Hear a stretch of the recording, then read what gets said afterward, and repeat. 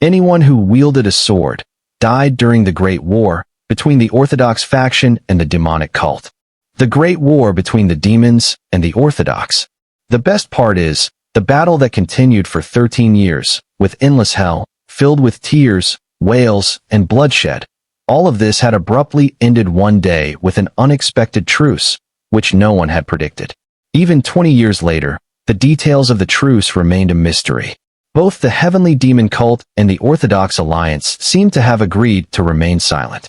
As time passed, new forces began to emerge within the Jianghu. On the other hand, some families had weakened because of the war. Now, they're a beautiful woman named Zhang Qianran, second daughter of the righteous sword sect. She is in a disappointment that she can't break through to the 7-star realm. She needs to master a sword art named Red Death, which is a martial art passed down through generations within the righteous sword sect. Then she sheaths her sword and sighs down that her martial arts aren't improving at all. I guess this girl might be the female lead in this manhwa. Let's see. Someone calls Qianran, and it is her sister, Zhang Weirian. The other one is Qianran's brother-in-law, Seo Beck. Qianran asks, what brought them here all of a sudden? And sister responds that a person named Zhang from Zhangxin clan is here to compete with Qianran in this year's Dragon and Phoenix tournament. And Qianran is devastated after listening to Weirian's words. Among the martial artists of Zhongyuan, there are 2 tournaments that stand out as the most grand. One of them is the Dragon and Phoenix tournament, an event for the young rising talents, and not very risky. And the other one is the Heavenly Dragon tournament, where sex, honor, and even lives are on the line. The greatest martial arts tournament under the heavens. This year, both tournaments are held in Hubei, where Qianran lives in. Qianran feels disgusted to pair up with Zhang, because Zhang is a perverted creep. So, Qianran rejects the offer, and yells that Qianran wouldn't like to get involved with Zhang. Weirian speaks that Qianran always wanted to honor her clan's prestige, so by winning the tournament, it could be an opportunity to gain great prestige. Qianran runs away before her sister could stop speaking, and Qianran states that her sister can just lie about her age to enter the tournament. Seo Beck thinks that Qianran has the temper exactly like his wife. In a market, Qianran is depressed as to what to do. Because if the Zhangxin clan holds a grudge and retaliates against her clan, it could cause problem to her family. Qianran believes that dirty schemes and tricks are running rampant because of the law of the jungle, where only the strong rules and dictates. Then from her backside, an act is going, where the Orthodox Alliance leader won against demonic cult. Qianran mutters that it is nonsense, and ponders. Nothing has been revealed about how the war ended between the demons and Orthodox factions. Someone from her behind states that he also had similar thoughts about the act. He speaks that the heavenly demon's technique, demon art, cannot be underestimated in a one-on-one fight. Moreover, he speaks that the Great War didn't end in such a trivial manner. This guy is the MC of this manhwa, and looks good too. However, Qianran thinks of the protagonist as someone weird. The protagonist asks Qianran to grab a drink together, and this is his first time in Hubei, so he asks for directions to an inn. But Qianran imagines that the protagonist is playing some kind of trick with her, and leaves off the place. Like that, the both of them part ways here. Now, at an inn, someone enters, and everyone looks at her. It is Qianran, and she thinks that there are no empty seats. At that moment, a waiter approaches and greets Qianran. With a worried expression on his face, he speaks that only the special room has empty seats. Then, he shows the way to Qianran, by stating that Qianran is Wuhan's best. Qianran feels embarrassed about the praise she is getting. At this moment, someone is already in the special room and greets Qianran. It is our protagonist. In addition, Qianran feels that her luck is really strange today. Protagonist, while eating a large quantity of food, inquires about the registration process for the upcoming competition. Qianran questions if he is participating in the tournament. He agrees to it, by saying that, ever since he is 10, he is traveling. At that time, someone enters into the room, and Qianran's eyes widened. It is Zhang, from Zhangxin clan. He scans Qianran's body lustfully, and Qianran is irritated about that. Subsequently, Zhang turns his head, speaks that someone is here. He pulls a coin out of his kimono, and hurls it at the plate MC is eating, by stating that it is for the bill. He expresses to the protagonist to leave right now. The protagonist tells it is not enough because more food is on its way. Jang warns the protagonist to leave when Jang is good to him. Before he completes his sentence, Jang glances at something. Then, Jang realizes that the protagonist is acting arrogant because he is a martial artist by seeing protagonist's weapons. Jang moves forward to take a look at the weapons and tries to lift the blade. But it feels so heavy to Jang. However, if Jang turns back here, he would only receive humiliation. So he attempts to lift the blade using inner energy, and he barely lifts an inch. Afterwards, he turns back with exhaustion and knows that the blade is heavy and questions the protagonist if he uses this blade to train his muscles. At that point, the protagonist takes a hold of the blade's hilt and raises it up easily by saying that it isn't for training. Jang is aggrieved and asks if the protagonist is toying with him. At that time, Cherian shouts at them to stop and walks into them. Everyone is dumbfounded, and Jang grabs her wrist and tells her she will be with him in the Dragon and Phoenix competition, so she needs to control herself. She pulls her hand back and briefs in that she will not participate with Jang and had someone else. He questions why she did this, and Cherian notifies that Jang is using his family's power to impose things on her, and it is a shameful act. Jang asks who Cherian is going with, and she didn't have an answer to that question and struggles to respond. Then, the protagonist apprises that Cherian is participating with him. At that point, Jang's sister comes forward and asks if the protagonist knows who Jang is. Then, the protagonist states that, I don't know who Jang is, but do you know who I am? She speaks that she don't, and she tends to get attracted to the protagonist. Jang then leaves the room furiously and forewarns that he will see them at Dragon and Phoenix competition. His sister looks back, and our MC smiles at her, then she smiles back and leaves. Cherian is nervous that she is in trouble, and even the protagonist might be in trouble. Now, the protagonist speaks that he had to enter into the Dragon and Phoenix tournament too. Cherian is perplexed at his words, because earlier MC said that he is going to participate in the competition. Then, the protagonist clarifies that he is going to participate in the Heavenly Dragon tournament to begin with. Cherian is stunned after hearing those words. The subordinates of Jang convinces Jang that Cherian is trying all of this to make Jang jealous of her, and that she plans to win using a laughable guy. However, Jang can't accept his subordinates' words about the protagonist as laughable guy, because Jang clearly saw MC lifting the blade so easily, which is so heavy. Moreover, he is annoyed that Cherian had rejected him. In the Righteous Sword sect, Warian is angry because Cherian rejected Jang's offer in one go. Therefore, Jang is causing an havoc at the brothel. However, Cherian's mother, Onsui, is worried about Cherian because she heard rumors of Jang being not a good person. Cherian's father, Zhang Liqiu, Righteous Sword sect leader, is blaming himself for not being able to learn his clan's sword art, so that he could protect his family in circumstances like this. Warian speaks that they need to find Cherian first. At that fleeting moment, Cherian appears with the protagonist, and everyone queries how she is, and questions who the person behind is. Cherian explains to everyone that he is the one, she is going to participate in the tournament. Everyone is bewildered, and the MC steps forward and introduces himself as Jeek Legion. Warian questions which sect Jeek belongs to, and Jeek replies that he don't belong to any, and his parents sell fruits near the human gate. Cherian is stunned, and everyone is confounded. Zhang inquires why Jeek is carrying a blade and a sword, because only a third-rate thug would master both the sword and blade for aesthetics. Jeek answers that he mastered both, and he is quite exceptional in several areas, due to he came from a strong bloodline. Zhang shockingly asks if Jeek learned his martial arts from his parents who sell fruits. Then Jeek responds yes to his question. Warian tells to Cherian to apologize to Jang in the morning after learning the status of Jeek. Subsequently, red color energy leaks out from a pavilion. In addition to, there are 4 guards guarding the entrance.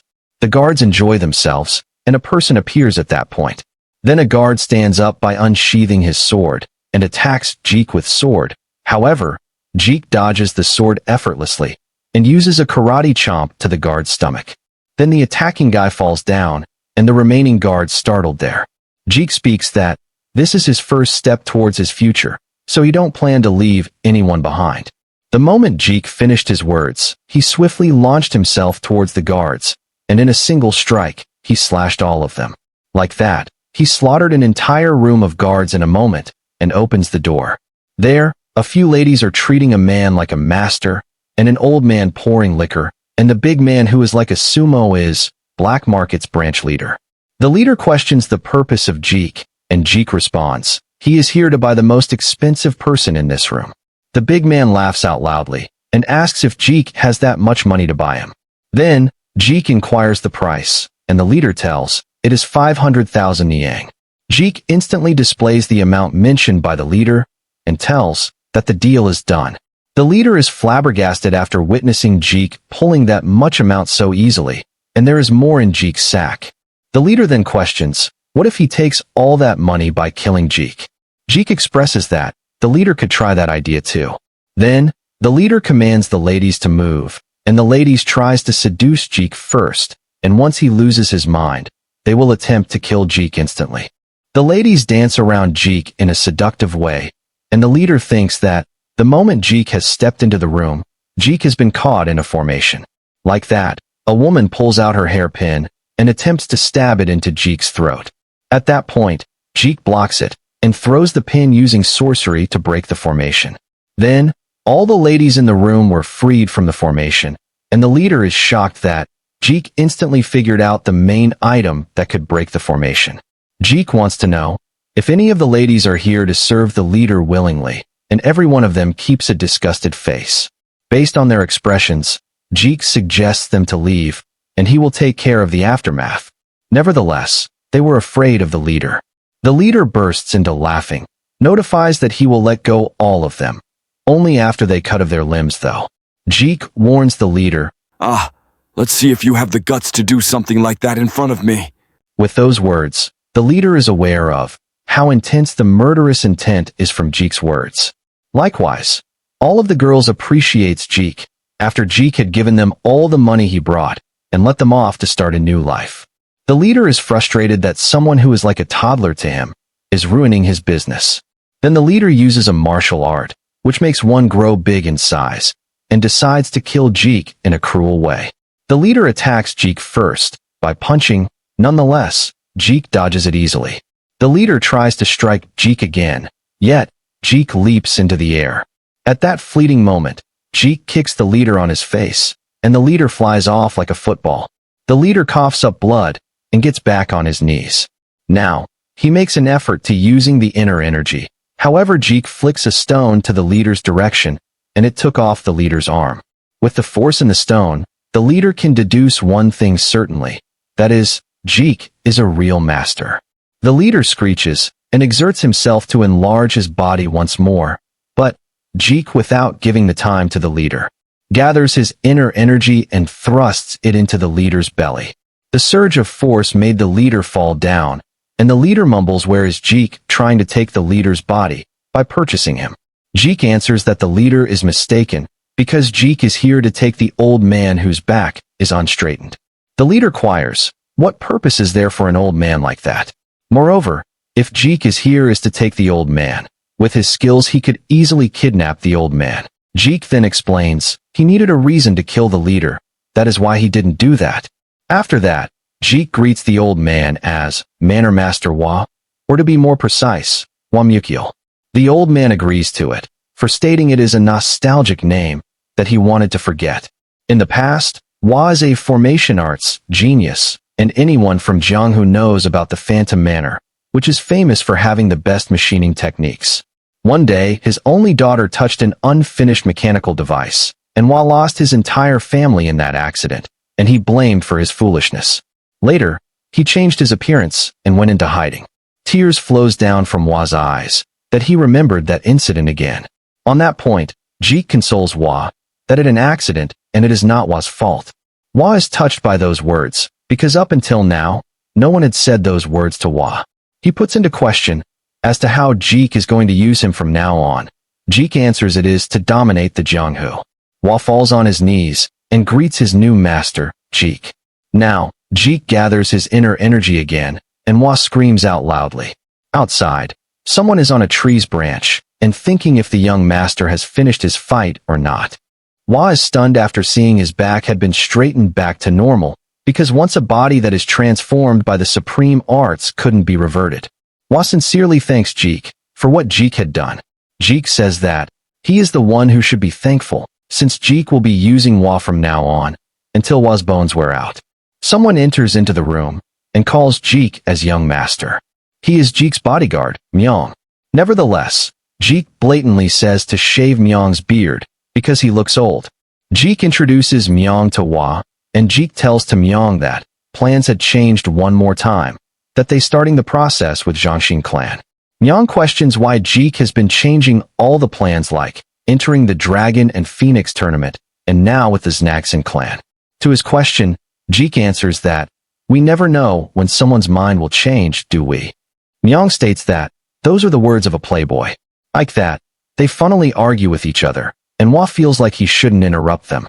The next day morning, at Zhangxin clan, both Cherryong and her father are here to apologize to Jiang for what happened. The guards briefs in that Jiang and the union leader are away. At that point in time, doors open and someone greets Cherryong's father. It is a person called Quan Hyuki, alias 8 Flying Hands. Zhang bows down and greets Quan. Then, Quan offers Zhang about a drink, and the treat is on Quan. Zhang accepts it gratefully, as the video creator who would reject a drink when it is for free. Now coming to the story, someone is spectating this scene from a window. It is Jiang, the cunning man who has snake-like eyes. At an inn, Quan pours down a cup of wine to Zhang, which is very precious and luxury wine. Then the both of them discuss the affairs of the current Jianghu, and Cherryong is upset that Jeek left without saying a word to her last night. She is frustrated because of that, and I could sense that Cherryong is slowly harboring feelings towards Jeek. Zhang expresses gratitude to Quan, and it'll be Zhang's treat next time. Before Zhang could even finish his sentence, Quan remembers an urgent matter that he needs to attend, and he runs off like that. The owner of the inn presents the bill to Zhang. Zhang is stunned after perceiving the bill, and that a bottle of wine costs 120 niang, which is a lot for someone like Zhang. LOL, Jeek pulled out 500,000 niang casually and donated to the girls. Zhang expresses that he don't have that much money on him right now, so he plans to come back tomorrow. The owner states that they don't accept credit, but Zhang could leave his daughter behind as collateral until tomorrow. Zhang objects to it. Yet the owner states that Cherryong could entertain the guests until tomorrow. Zhang narrows his eyes and discerns that the guards are as strong as Zhang, so he tightens the grip on his sword with tension. Then someone calls Zhang from backside. It is the protagonist. Jeek has entered to rescue them. Then, he states that the wine tastes a bit strange, and they must have mixed something in it. The owner disobeys Jeek's words, but Jeek don't listen to her words and asks if they are selling fake wine. All the customers at the inn stares at her with suspicion, and the owner tells Jeek to lower his voice. Nonetheless, Jeek announces that the wine they sell here is fake. Everyone slowly gathers to the center of the inn, and the owner tells Jeek is causing a ruckus after he is drunk to please the customers. Jeek states that he will show the proof to everyone here. He then makes a bet with the owner that he will take everything the inn earned today if prove the wine is fake. And if he fails to prove it, he states that You can brew the liquor with my gallbladder. everyone had come outside to see what proofs Jeek is going to demonstrate. Jeek questions if any of the customers knows the reason why the inn stored their wine in such a hidden place with an iron lock chain to it. The owner argues that they wouldn't store their wine in such a shabby place. But Jeek breaks out the door and brings out a large pot. Jeek then takes a cup to show everyone what is hidden in this wine. The owner thinks to stop him at all costs, so there is a weapon inside her mouth, and she shoots it in the direction of Jeek. Jeek then takes advantage of the weapon and breaks the pot using it. Therefore, all of the wine is splashed on the air, and there are certain things that are along with the wine. Those things are bugs, and the customers are bewildered to see those bugs in the wine. At that moment, Jeek offers if any of the customers wanted to try the wine. Everyone refuses to taste the wine by covering their mouths. Jeek shouts that, how can he prove if no one tries it? He calls if anyone would taste it. Then, a person yells that he never heard that one can make bear bile wine with such insects. Jeek explains that these bugs are back-painted insect, since its back resembles a piece of art. And this insect tastes exactly like the bear bile wine, especially its excretion.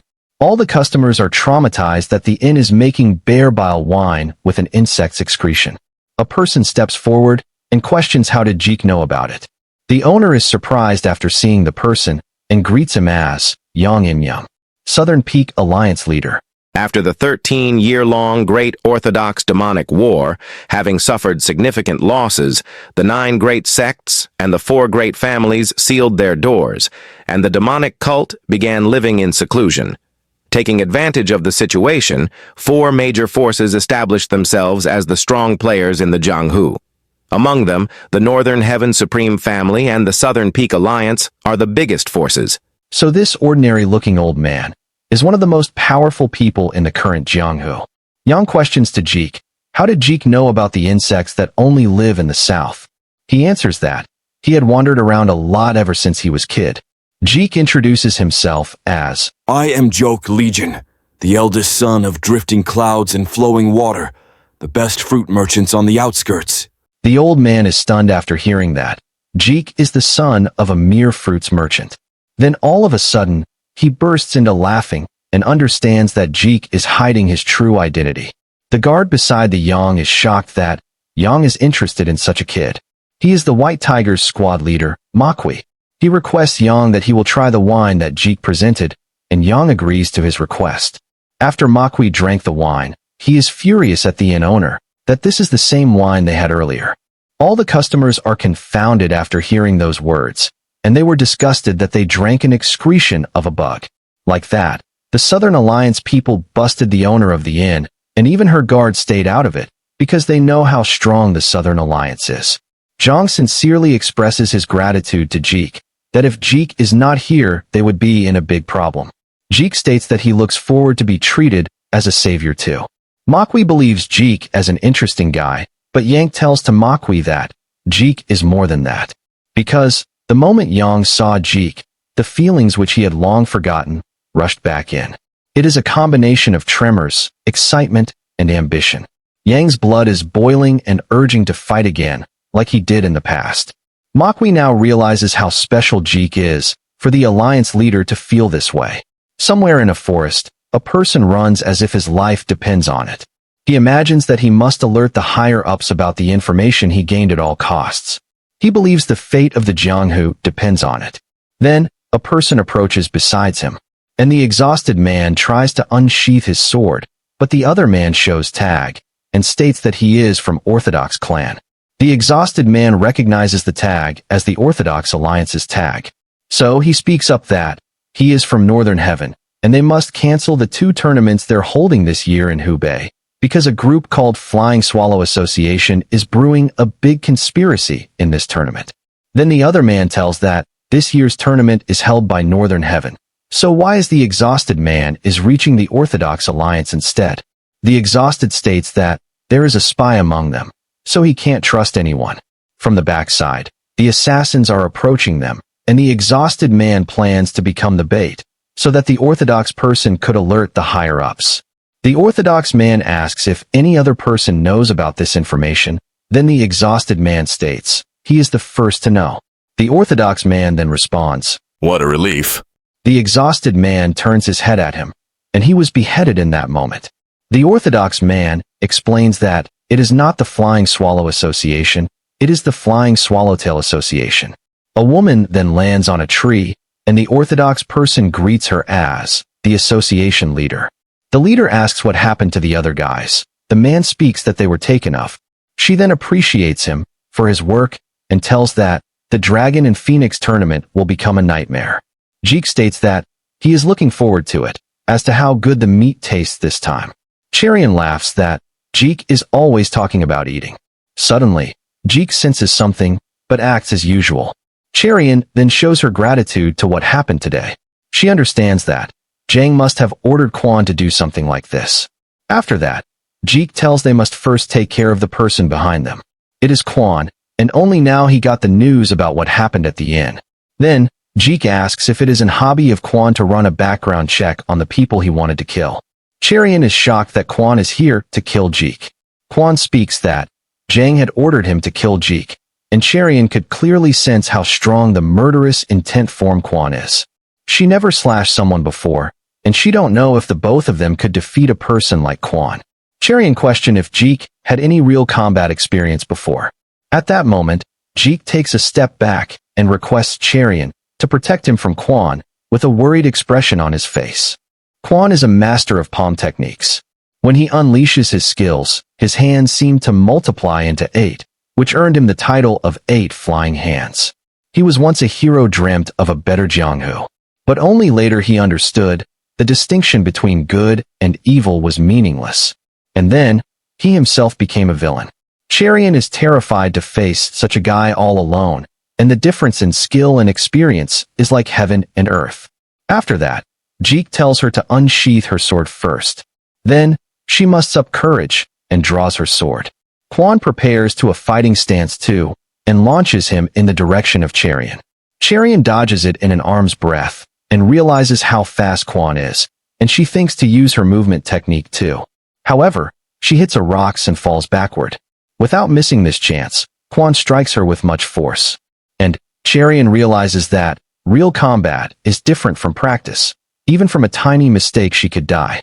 Jeek shouts from backside at Cherian to not rely on movement technique and tells her to follow the flow of her sword.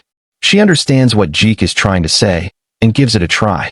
Therefore, she had almost sliced Quan in half. Ever since she was a kid, she learned from her father for 10 years. She felt that a wall is blocking her since she reached the 7-star realm. And now Jeek is telling to move in a different way from the way she trained. She is also perplexed as to how Jeek knows about the Red Death Sword art. Nonetheless, she don't have the time for it right now, and she does as Jeek told her to. Somehow, she felt different and managed to cut off Quan's hair. She grasps the Red Death finally, and Quan is aggrieved about her, and uses a palm technique at her. By the force of the technique, Cherian is pushed into the air and falls into unconsciousness. Moreover, Quan is fixated on killing her.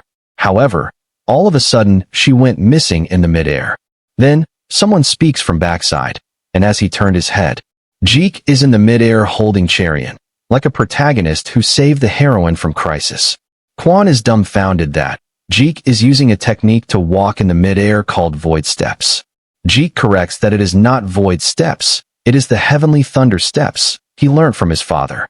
He speaks that his father and mother fell in love at first sight. And now, Jeek is in that situation too. Quan is horrified after witnessing Jeek's strength.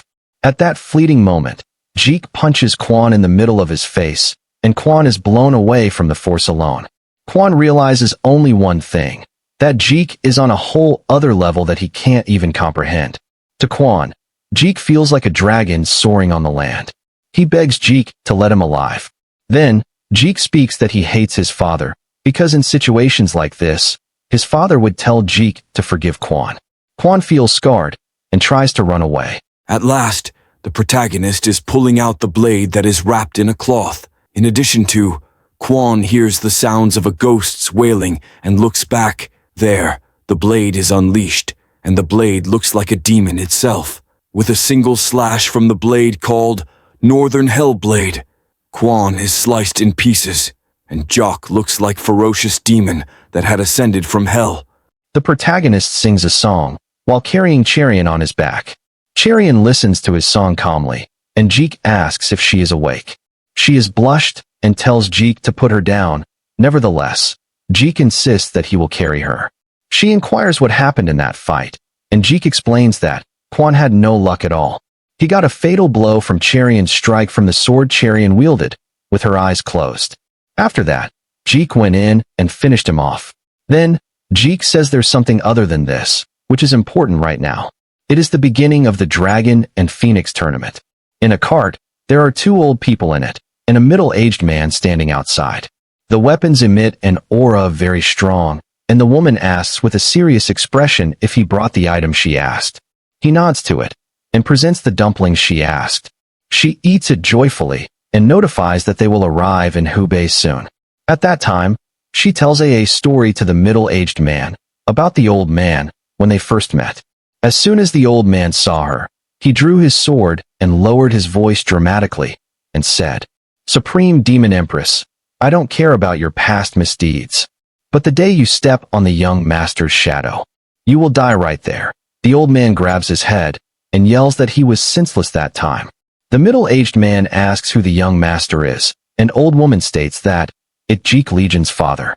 Now, Zhang is frustrated that Jeek is still alive and shouts out what Quan is doing. To his question, the guard replies that Quan is missing from last night. Zhang is stunned that Jeek is fine, whereas Quan is disappeared. He could only get a single thought, that is, Quan being murdered by Jeek. But he laughs that it is worst possible scenario. So, he plans to figure it out at the tournament. Fireworks are displayed in the sky, with banners of the tournament being held. Moreover, guards protecting the area without any disturbances to occur during the tournament. As people are entering in pairs, the audience recognizes who the martial artists are. A girl shouts out loudly, that made the nearby people's ears bleed, that the person entering is the young master of the Northern Heaven, Imhagi. With him, his phoenix, Sima, from a renowned clan. Afterwards, people recognize the person who is entering right now as Young Master Yang, from Southern Alliance. With him, his phoenix known as the greatest beauty, Seol Bioqua. The crowd shouting that they will cheer for them. Then a man raises his hand and thanks everyone for showing him such support. Everyone is confounded as to who Jeek is. Cherian is feeling embarrassed at Jeek's way of doing things. A nearby warrior announces that the test will commence now. The both of them hurriedly moves in that direction, and the instructor outside warns them not to touch anything and just wait inside. Jeek feels that the instructor wants them to touch something. As they are in the room, Cherian guesses how the first test will be, but Jeek's attention is somewhere else. He glares at a signboard, written that match starts the moment they entered. Jeek guesses what it meant by, and questions if Cherian could discern anything out of ordinary in the painting. After discerning it for a while, she answers that there are 18 figures in this, and they're holding 18 Chinese weapons.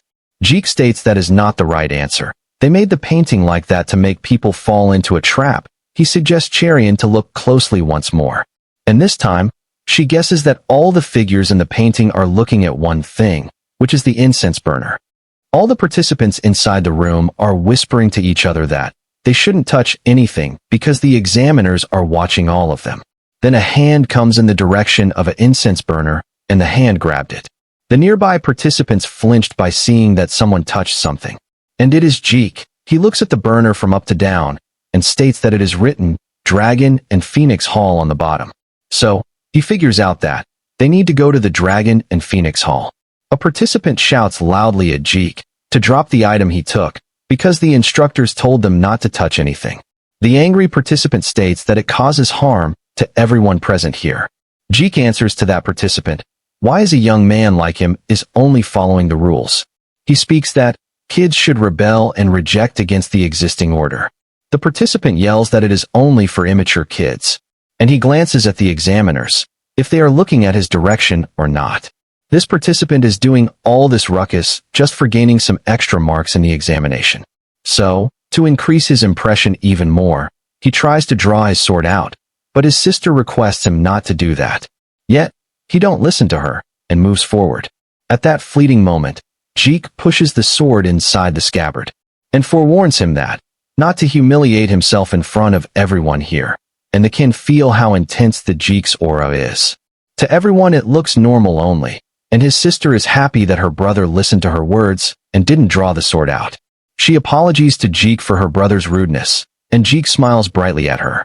Then he puts down the burner, and he states to Cherian, they need to go. The outer guard responds that they will be eliminated after leaving without permission. Everyone is stunned that Jeek and Cherian are leaving like that. Jeek turns back and expresses that, due to the participant's sister, he advises them to follow Jeek, if they are willing to advance to the next stage.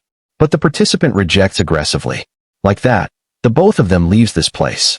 The both of them saw a signboard named Dragon and Phoenix Hall. They opens the door, and Cherian believes that except them, there would be no one here.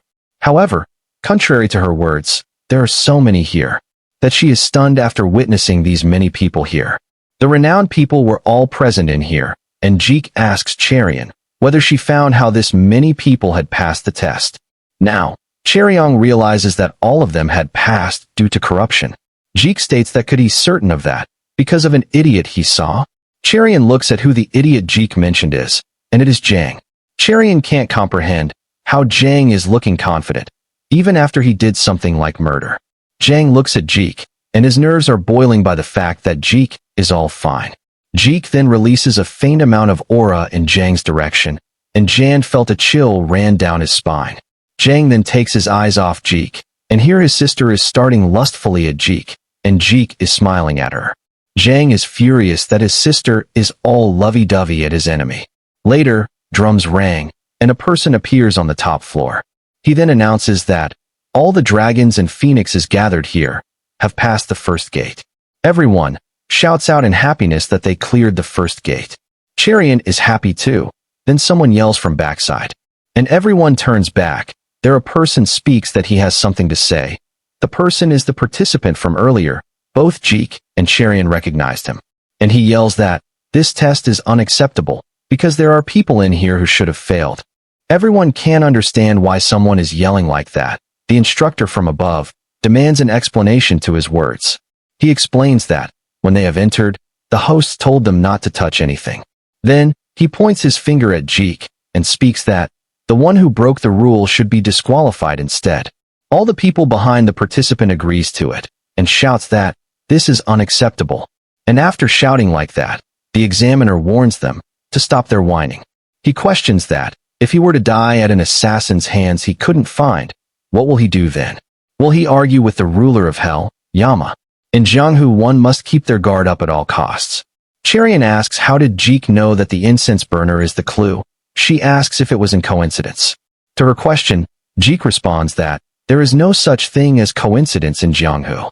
With those words, Cherian could realize how cruel the Jianghu is, and if she is with someone other than Legion, she would also be in the same situation as the participant is in.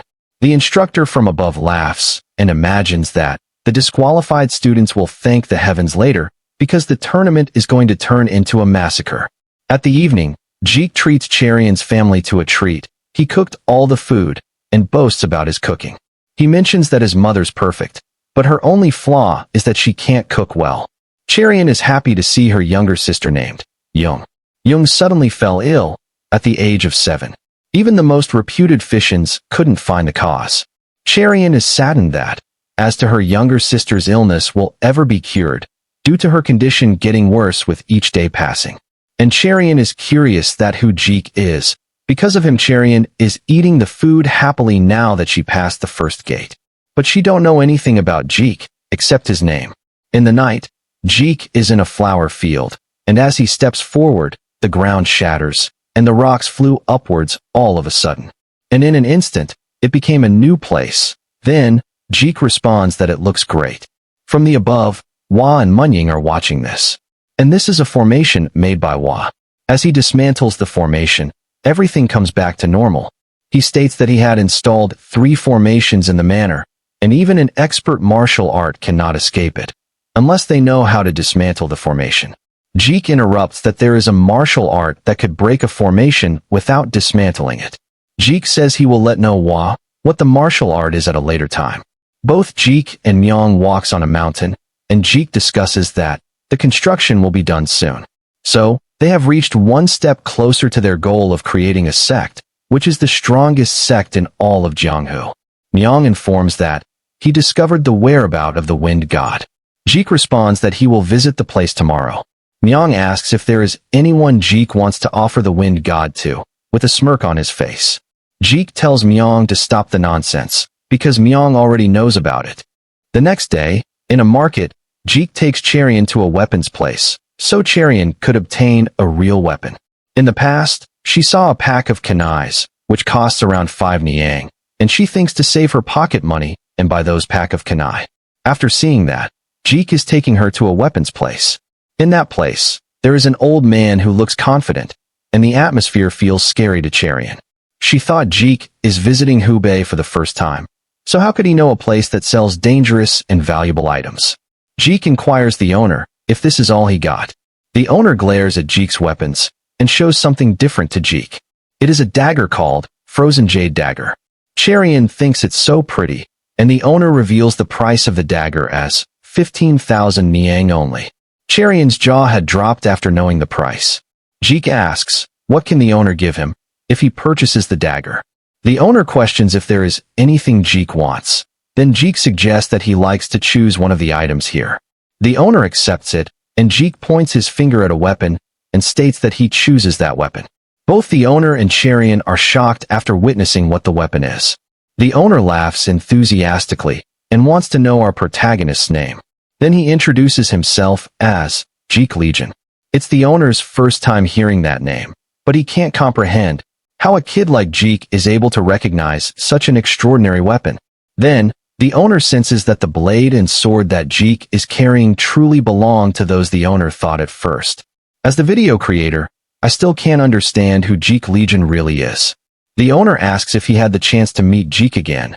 Jeek replies that, since he got a bonus, the owner has a chance. Cherian from aside is shaken to her heart after seeing how Jeek deals with merchants. Cherian is scolding Jeek for spending 15,000 niang on a dagger, and to take old gloves as a bonus for the dagger.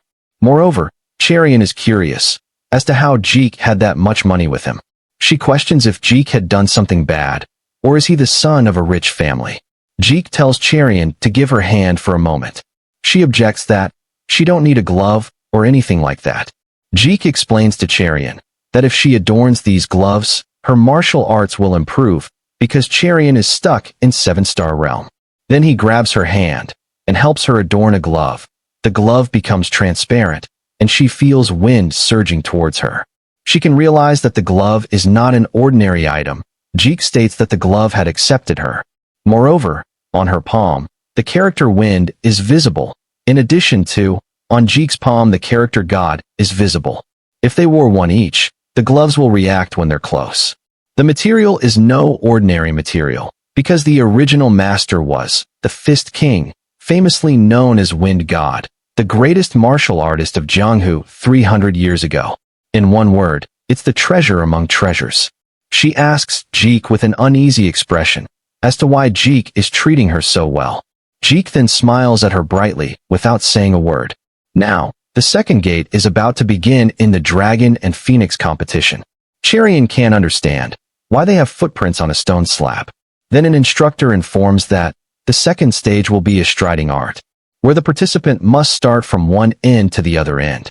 But there are two conditions. One is for them to step on the footprints marked here, and other is for the two people to assist and coordinate with each other. Seo Beck tells that it looks easier than he thought. Yang from Southern Alliance states that it is a child's play to anyone who learn martial arts. The instructor believes that there is no one as pathetic as Yang in here, because from now on, there will be no privileges for prestigious clan. Jeek deduces that it will be not an easy test, and Cherian is stunned that Jeek is saying those words. Then, Jeek explains that everyone has own striding art. After all, it comes out unconsciously. But if one become conscious of those steps, their rhythm will surely disrupt it. Moreover, two people have to go together. Everyone thinks that it'll be more advantageous to go later because they can have a chance to watch how others take their steps. Cherian thinks the same and wanted to tell to Jeek that they need to go later. But someone shouts that they are ready to take the test, and it is not Jeek, but Imhagi of the Northern Heaven. Jeek imagines that Imhagi is a smart guy because there's always value in going first. Imhagi and Lady Sima both are ready to take the test, and the audience can understand that Imhagi is the successor of the Northern Heaven for a reason. Like that, Imhagi jumps into action, and the audience are shocked about how elegantly Imhagi is making his steps. Even the judges are pleased about Imhagi. Compared to Hagi, Sima looks like having a hard time to catch up with Hagi. Somehow, both the participants ace the second gate. Yang is annoyed as the audience is cheering for Hagi.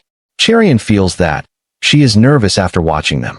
She asks if they will pass this test, and Jeek smiles at her and say, nope. Cherian is blown away by the fact that they don't. So Jeek suggests Cherian for some preparation, because most of the people attempts to follow Hagi's striding art and fail. This is a test to see if one can follow their own unique steps. On the outside, it is pouring, and Jeek states that it is the right place, because no one is watching them. Jeek tells Cherian to demonstrate her Red Death sword art, so that Jeek could correct the mistakes of the sword art. Cherian can't seem to understand as to how Jeek could grasp the essence of her martial arts by only watching it once.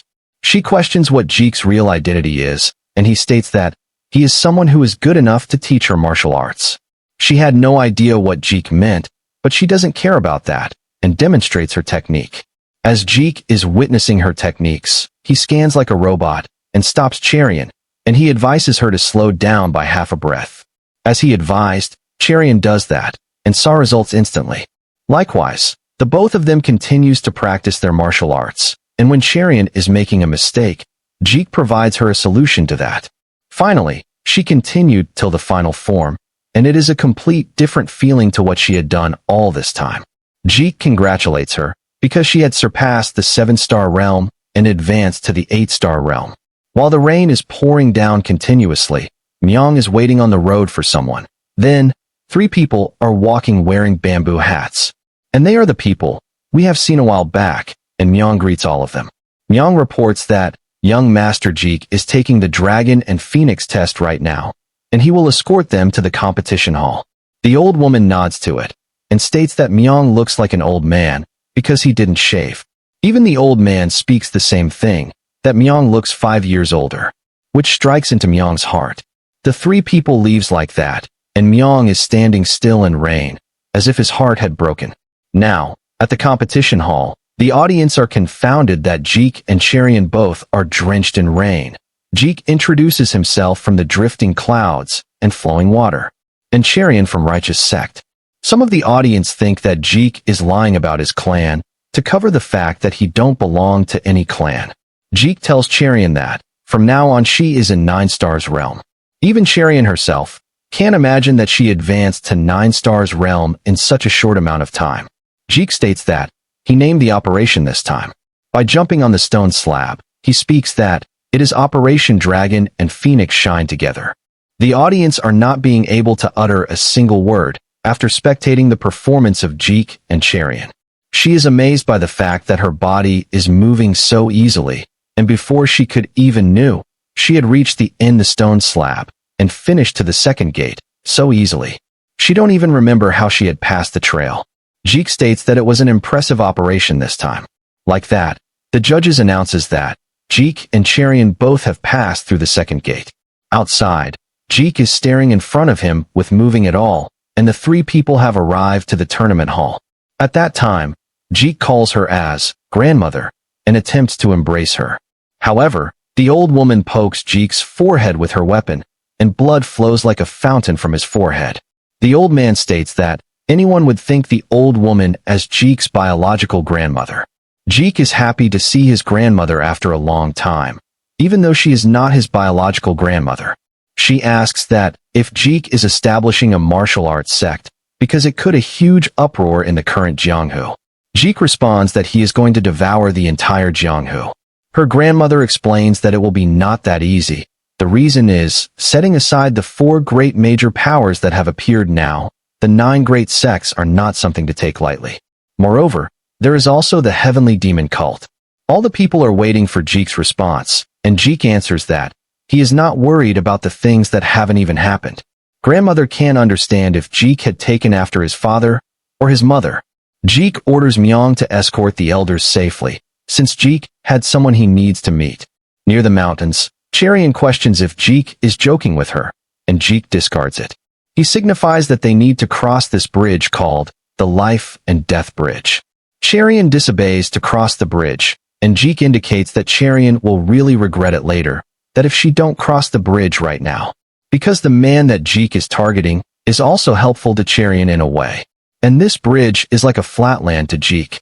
Yet, Cherian yells that there is a cliff below. To her, Jeek teaches that a martial master will think of this the same as a flatland, and that is the difference between an expert and a novice. He believes that Cherian is not a martial master. Nevertheless, having the mindset of a martial master is similar to be a martial master too. After hearing to Jeek's motivational speech, Cherian musts up courage and walks through the bridge as if nothing. At that point, Jeek remembers that the wind blows off so strongly here on the bridge. Like that, a huge wind blows in the direction of Cherian, and the wind makes her body float in air. Cherian is horrified after being in the air. Yet, Jeek notifies her to think of this as a flat land only, but she couldn't do that on her first try, and closes her eyes. Then, the protagonist uses his hands, and by using the inner energy, he makes Cherian lands on the bridge safely.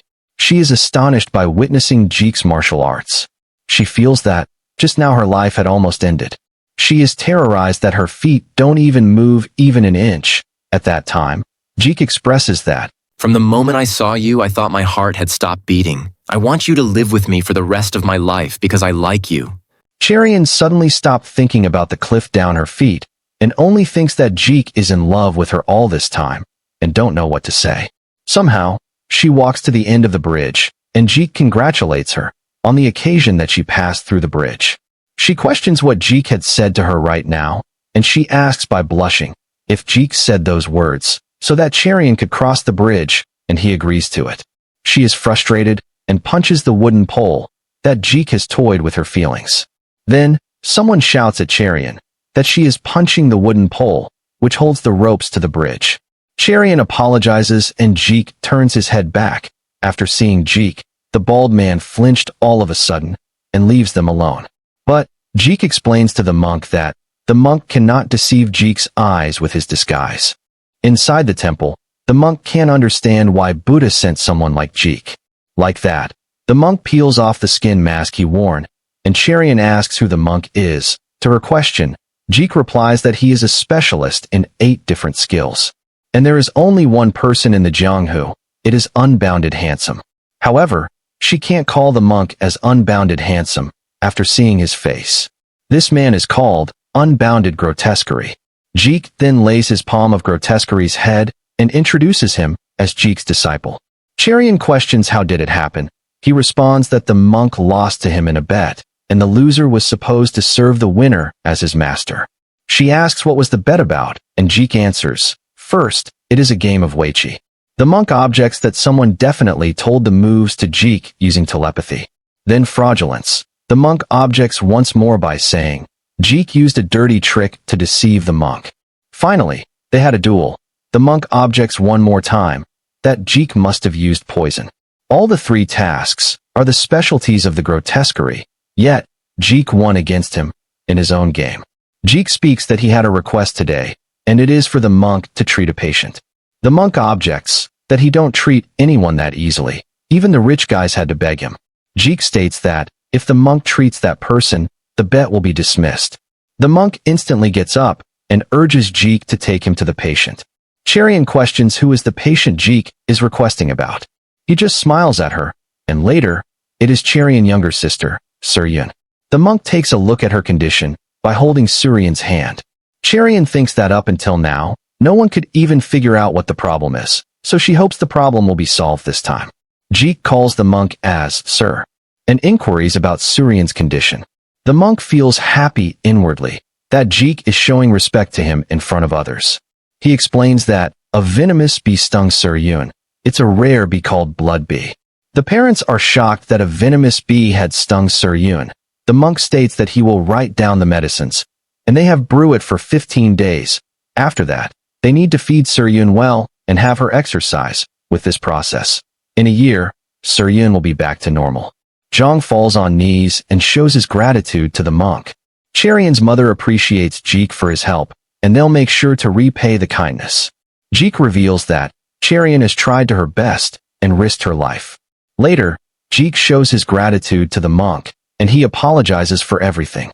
The monk expresses that Jeek is a straightforward guy who is fun to be around, but he interrogates the reason why Jeek had visited him. Jeek explains that, at first he wanted the monk to conquer the Jianghu, but that child's life is also important to Jeek. The monk understands Jeek's words, and he asks if Jeek still had the dream he once had. To his question, Jeek nods at him. Then the monk orders Jeek to show him the dream Jeek had, and that he'll work for Jeek. Jeek forewarns that the monk needs to risk his own life. The monk agrees to it. Jeek asks even if the monk had to call him young master. The monk states that it is better than calling master. On the day of the 3rd trial, it being held on a small island, And all the people who have aced the second trial had gathered in this island, and Cherian didn't expect that the third trial will be held on an island like this. Then, some people shouts out to call their guards. Yang is yelling at a guard that Yang is left on this island without any guards. The guard responds that Yang's grandfather has agreed to it for the fairness of the test. Jeek sighs down that immature people never change. However, Cherian is worried that, will they be safe here without any guards? Jeek responds that he could sense the Northern Heavens guards' presence. Moreover, they are indeed strong, compared to ordinary guards. Yet, he alerts Cherian that, in Jianghu, a moment's carelessness could lead to death. In the sea, a large ship is floating on it, and inside a cup is thrown at a woman and tells her to get out. The man then falls on the bed, and he is disappointed that the woman earlier didn't look good. He questions how much time there is to reach the island. The outer guard replies that they will arrive in 15 minutes. The person inside licks his lips, and he is thinking how the women of the reputed noble families are like. He is called Lecherous Demon Scrooge, demonic path's greatest sex demon.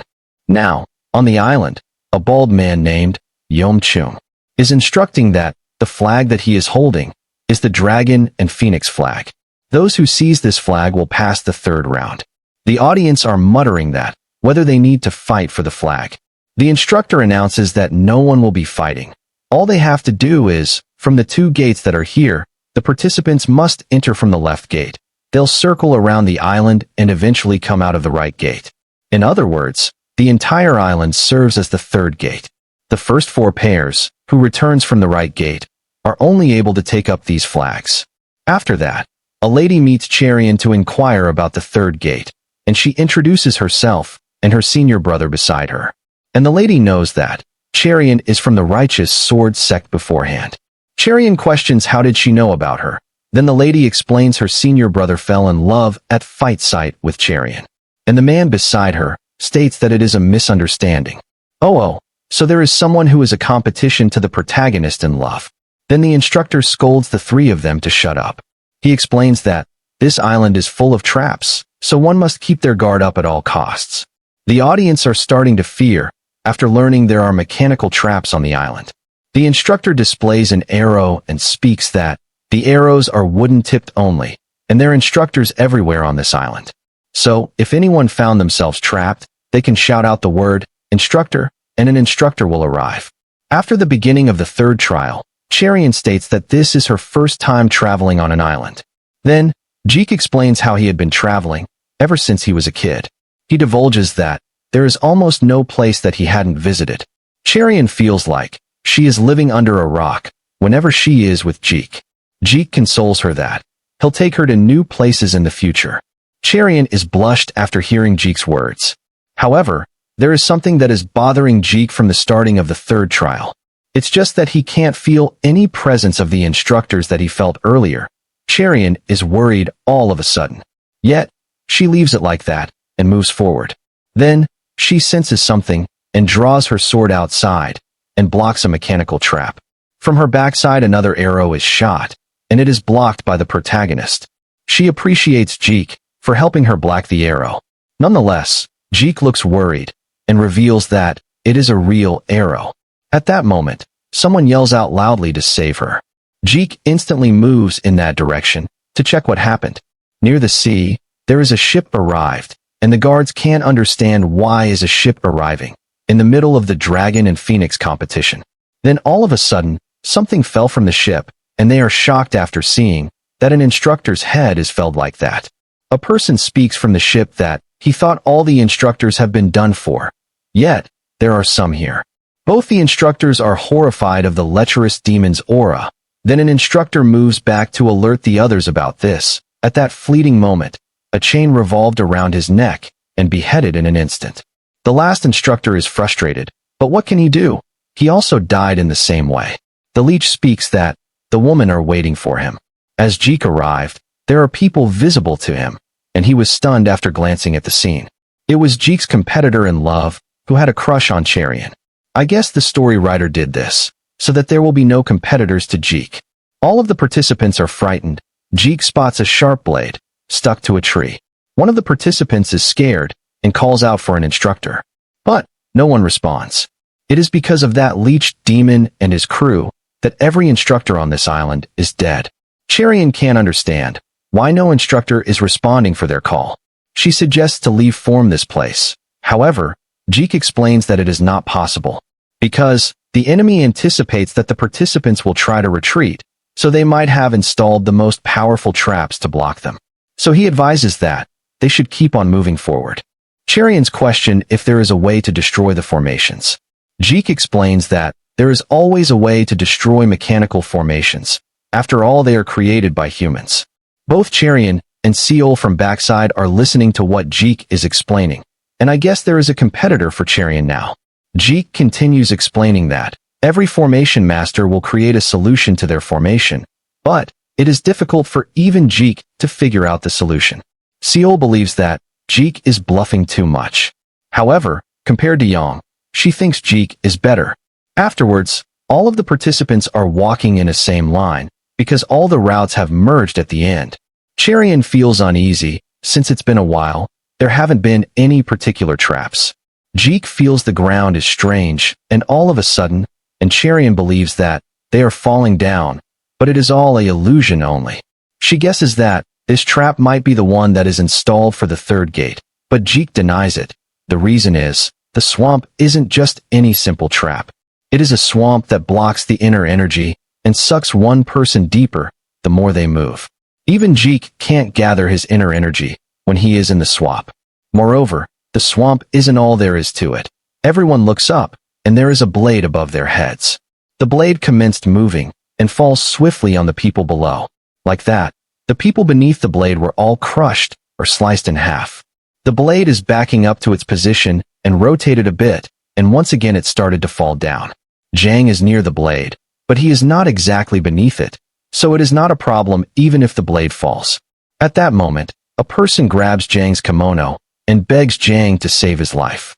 He pleads Jang to pull him up, but if Jang tried to move, the swamp will suck in Jang deeper. So both the brother and sister warns that person to leave the kimono, yet the person holds the kimono even tighter. And as the blade falls on below, Jang has somehow survived by cutting off both the arms of that person. Jang can't believe that he killed a person in front of everyone.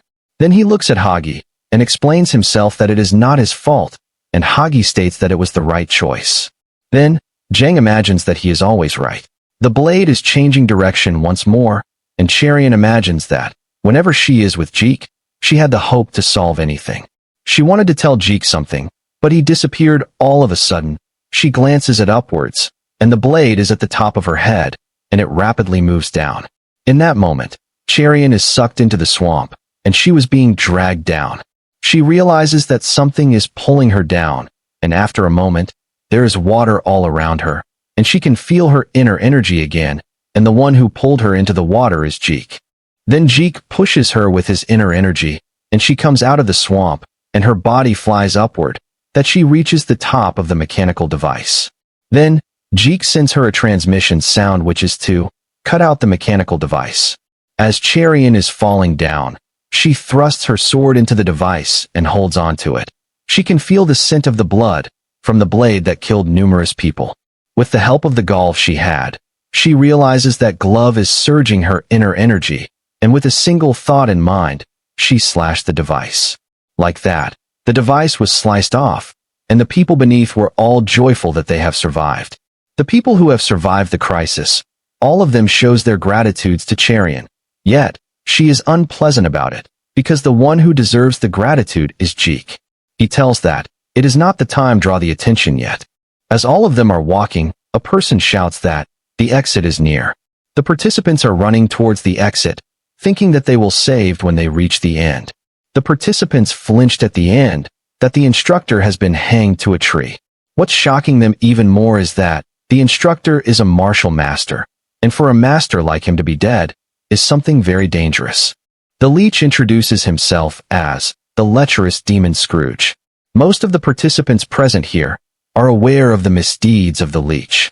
Cherian asks who the leech is, and Jeek explains that the leech is a scum infamous for violating countless women and using them as human cauldrons. It means that if the leech targets a woman, he will drain the vitality of the woman completely, and she'll end up in a state that's neither life nor death. Jeek sarcasms that he is happy that he isn't a woman. Then he turns his head to the left side, and there is woman, who looks lustfully at Jeek, and mumbles that she will devour Jeek if she had the chance. Both Jeek and Cherian were stunned for a moment. The leech speaks that his employer ordered him to show torture that represents hell. Yet, there are so many women in front of him, so he couldn't do that right now. At the same time, his limit to absorb the vitality in a day is less to 2 women only.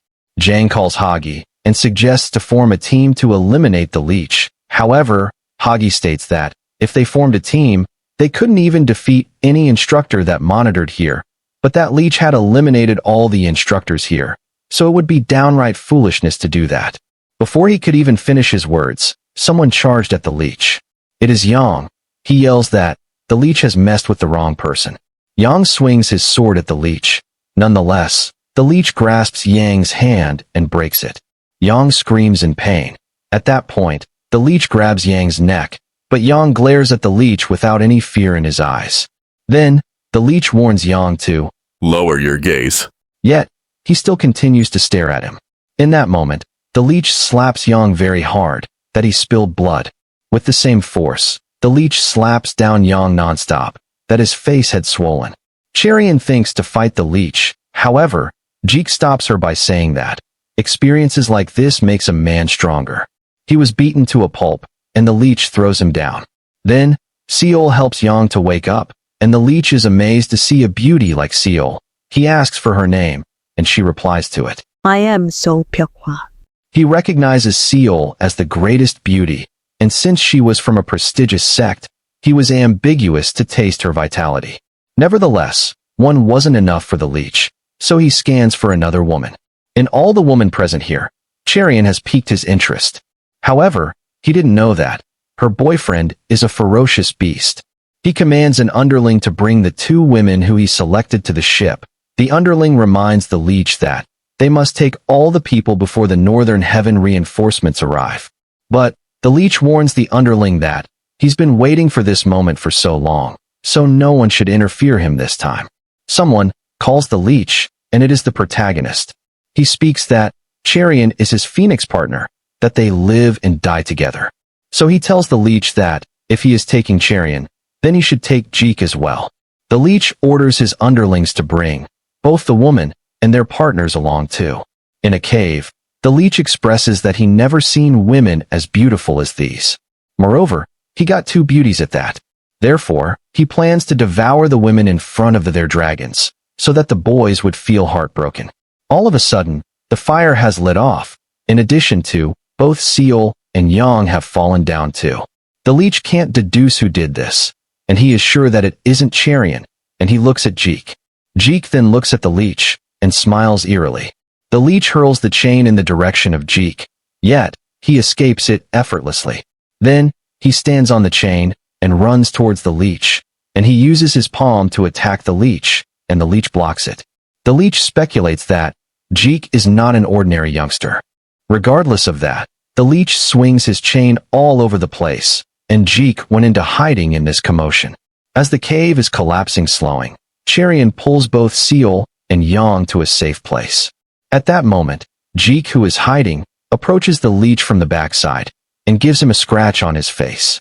The leech states that women will be scared if there is a wound on his face. He flips Jeek using the chain, and Jeek uses the chain to attack the leech. The leech is aggrieved and attempts to grab Jeek. Yet, Jeek pushes the leech's hand, and they both fight like a karate masters. Cherian is shocked after witnessing Jeek's power. She knew that he was strong, but not to this extent. Jeek attacks the leech relentlessly, and Jeek takes the stance of a palm technique. Seeing this, the leech smirks, and confronts Jeek using a palm technique too. For a palm technique, higher amounts of inner energy is required, and the leech has absorbed so much inner energy from the women. So, palm techniques are a child's play to him. However, Jeek doesn't even budging an inch at all, after the leech is using his best technique. The ceiling to the cave is completely broken, and Jeek states that, if this is all the inner energy the leech has absorbed for all those years, it is nothing more than a waste of time. Jeek uses a small portion of his inner energy, and the leech is pushed back and stuck to the cave's wall and coughs up blood. The leech comprehends that Jeek is far stronger than him, and there is only one way to subdue Jeek. The leech plans to take Cherian as hostage, and he hurls the chain towards Cherian. Suddenly, the entire cave vibrates, and a blade which looks like a demon has unleashed. The chain is broken, and Jeok from backside tells Cherian to close her eyes. And like that, Jeok strikes the leech, and he barely dodged that, and in an instant, Jeok severed both the hands of the leech. On the back, Cherian is frightened to see Jeok. While the leech is running off, John swinged his blade once more, and his belly is torn apart. Finally, he beheaded that leech, and there is only one thought that has appeared on the leech's mind. It is that Jeok is a ruthless monster. Then, the guards of that leech are approaching to the cave after hearing those loud noises from inside. As they reach to their destination, Jeok is in front of them, holding the demon sword in his hand, where the leech's head is fallen down to his blade. The guards were all quite shocked. They can't believe their leader was killed by a teenager. Jeok's face is serious, where blood drops are all on his face. As the guards charged at Jeok, all of them were slashed by his sword in a single strike, where he nonchalantly slashed through their bodies one by one. The blood is gushing out of their bodies. And soon, the entire area became a rain of blood. Watching this gruesome scene with her eyes, Cherian couldn't even utter a single word. Her eyes are terrified by that rain of blood. Jeok is looking as if a savage beast that just finished its meal. The aura around him is dark and menacing. She can't believe the Jeok ahead. Her is the same Jeok that used to laugh and smile brightly. Yet now only rage, bloodlust, vengeance, ferocity can be seen in his face. She then called Jeek. As he turned his head at her, her eyes widened. Jeek, without any resentment and ruthlessness, have completely cooled down and reminds Cherian that he told her to close her eyes off. He describes, he can't control himself the moment he draws the sword wrapped in cloth. Moreover, he hadn't made the sword his own yet. He discloses, the blade that he is holding right now belongs to his mother, and the sword that is on his back belongs to his father. Cherian is stunned looking at the blade's aura, which is emitting only pure destruction energy. Jeek with determined eyes states, I am going to conquer the world with my mother's weapon only. I won't wield my father's sword to conquer the world. Cherian is confounded about Jeek's actions and words. She can't comprehend why Jeek is showing hostility towards his father. Jeek inquires if Cherian is all right, and she locks her eyes with his eyes, and answers that she is fine, and whatever nature Jeek demonstrates, she always stands beside him. The participants are all expressing their gratitude towards their savior. However, the savior is not Jeek, but Yang of the Southern Alliance. He is speechless to receive the gratitude from all the participants, because he himself is perplexed and finds himself in a state of disbelief. When he opened his eyes in the cave, he is shocked to the death, because there is a sword stained with blood in his hands, where the leech is beheaded and his guards were all sliced to half right in front of him. Jeek tells, even though it felt to him as if he had fallen asleep for a brief moment, when he opened his eyes, the leech and his henchmen were all sent to hell. Cherian states the same thing as Jeek. Therefore, by their statement which made sense to Yang, he accepted those words.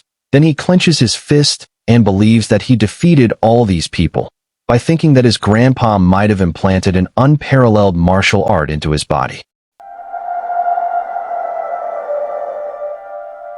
Yang thanks his grandfather by looking into the sky, clenching his fist, and the participants ahead of him considers the secret martial art might be the reason for Yang's courageous attitude that he displayed earlier, where Yang alone faced the leech. From their backside, Seol isn't looking nor hearing Yang's speech, but looking at somewhere as if she had fallen in love. She is looking at Jeek, where Cherian is surprised that Yang took the credit for himself without having any doubts. Jeek explains, for people like Yang who have come from bigger backgrounds, pride and status mean everything. In a pavilion at the Southern Alliance, Makwi notifies the Alliance leader in Yang. The Dragon and Phoenix competition eventually came to an end. Furthermore, he is happy since the leech has died, and all the participants are all safe due to Yang's heroic feat. The Alliance leader didn't respond for a moment there. Then he replies, Yang is still unable to do such a big task all by himself. where rescuing the people can be considered done by himself, but killing the leech and henchman is out of the question. Makwi from backside can't control his curiosity and puts into question who killed the leech and his henchman if it isn't Yang. At this moment, Im Young assumes it might have done by that kid they have met before. Makwi refers to Jeek, and the old man accepts it. The old man is having a bit of doubt, due to the leech being an overwhelming opponent for someone at that age. Yet he still had a small amount of confidence that Jeek is indeed the person who had the power and strength to kill the leech on that island. Makwi suggests if they need to investigate Jeek's background and his personal information, but the old man stops him because they can't provoke Jeek unnecessarily for a trivial matter. Makwi obeys the old man's command and plans to stay silent. Besides, he is happy once again, due to this being an opportunity for them to have an upper hand against the Northern Alliance. The old man once more declines Makwi's recommendation, because this incident is too small for the Southern Alliance to take up against Northern Alliance. Furthermore, there will be a chance the Heavenly Dragon tournament might also be in danger by the masterminds who had made the Dragon and Phoenix competition to such mess. Since this is an advantage to the Southern Alliance, the old man smiles eerily and plans to play along with that masterminds. In the mountains, there is small pavilion, and it has a name board of New Wind Manor. Jeek and Cherian are in front of that pavilion, which is smaller. Jeek reveals this is his home, where Cherian is surprised Jeek's home is too small than what she had imagined. At that time, Jeek opened the doors of that manor and describes, he built this manor with that name, which means a new gust of wind will sweep through the Jianghu. Cherian's eyes have enlarged, since the actual pavilion that she is seeing is far more bigger than her whole sect. Jeek asks if Cherian had liked the place, and she answers that it is to her liking. She wonders why the place is so enormous. Jeek reveals he is planning to establish a new sect here. She opened her mouth in awe by that surprise that Jeek had given to her. Jeek divulges he is naming the sect the Azure Heaven Sect. Cherian smiles brightly at Jeek for coming up with such a nice name, as the both of them are walking in the bamboo forest that is in the New Wind Manor. Cherian questions, when did John started all this construction, since the place is too big for it to be constructed in a matter of time? Jeek responds, it has been a few months since he found the place and started constructing here. As Cherian is walking, she finds the land is a bit strange and guesses if it is an array. Jeek notifies her, it is a sound-blocking array. Then they have reached the end of the garden, and there is one more door present there. Yet Cherian is still curious of the sound-blocking array in such a nice garden. Then Jeek opens the door in a dramatic way, and Cherian is bewildered to witness the area, since there is a huge site construction going in there. Moreover, this place is far more bigger than the Wind Manor that they just came through. It is so big that the panel itself is not sufficient for this, and the place is still going to be constructed bigger than this. Cherian just stood there in disbelief, and Jeek clarifies, the Wind Manor is just an entrance for the Azure Heaven Sect. Normally, the New Wind Manor is 5 times bigger than normal sects, but the Azure Heaven Sect is 5 more times bigger than the New Wind Manor. In other words, the Azure Heaven Sect will be more than 25 times bigger than an ordinary sect. To make things more interesting, the Azure Heaven Sect is still undergoing through the process of expanding. Jeek brought all the laborers working here by covering their eyes with veils and more, so the coordinates of the Wind Manor will never be leaked, and furthermore, it is for the safety of the laborers too.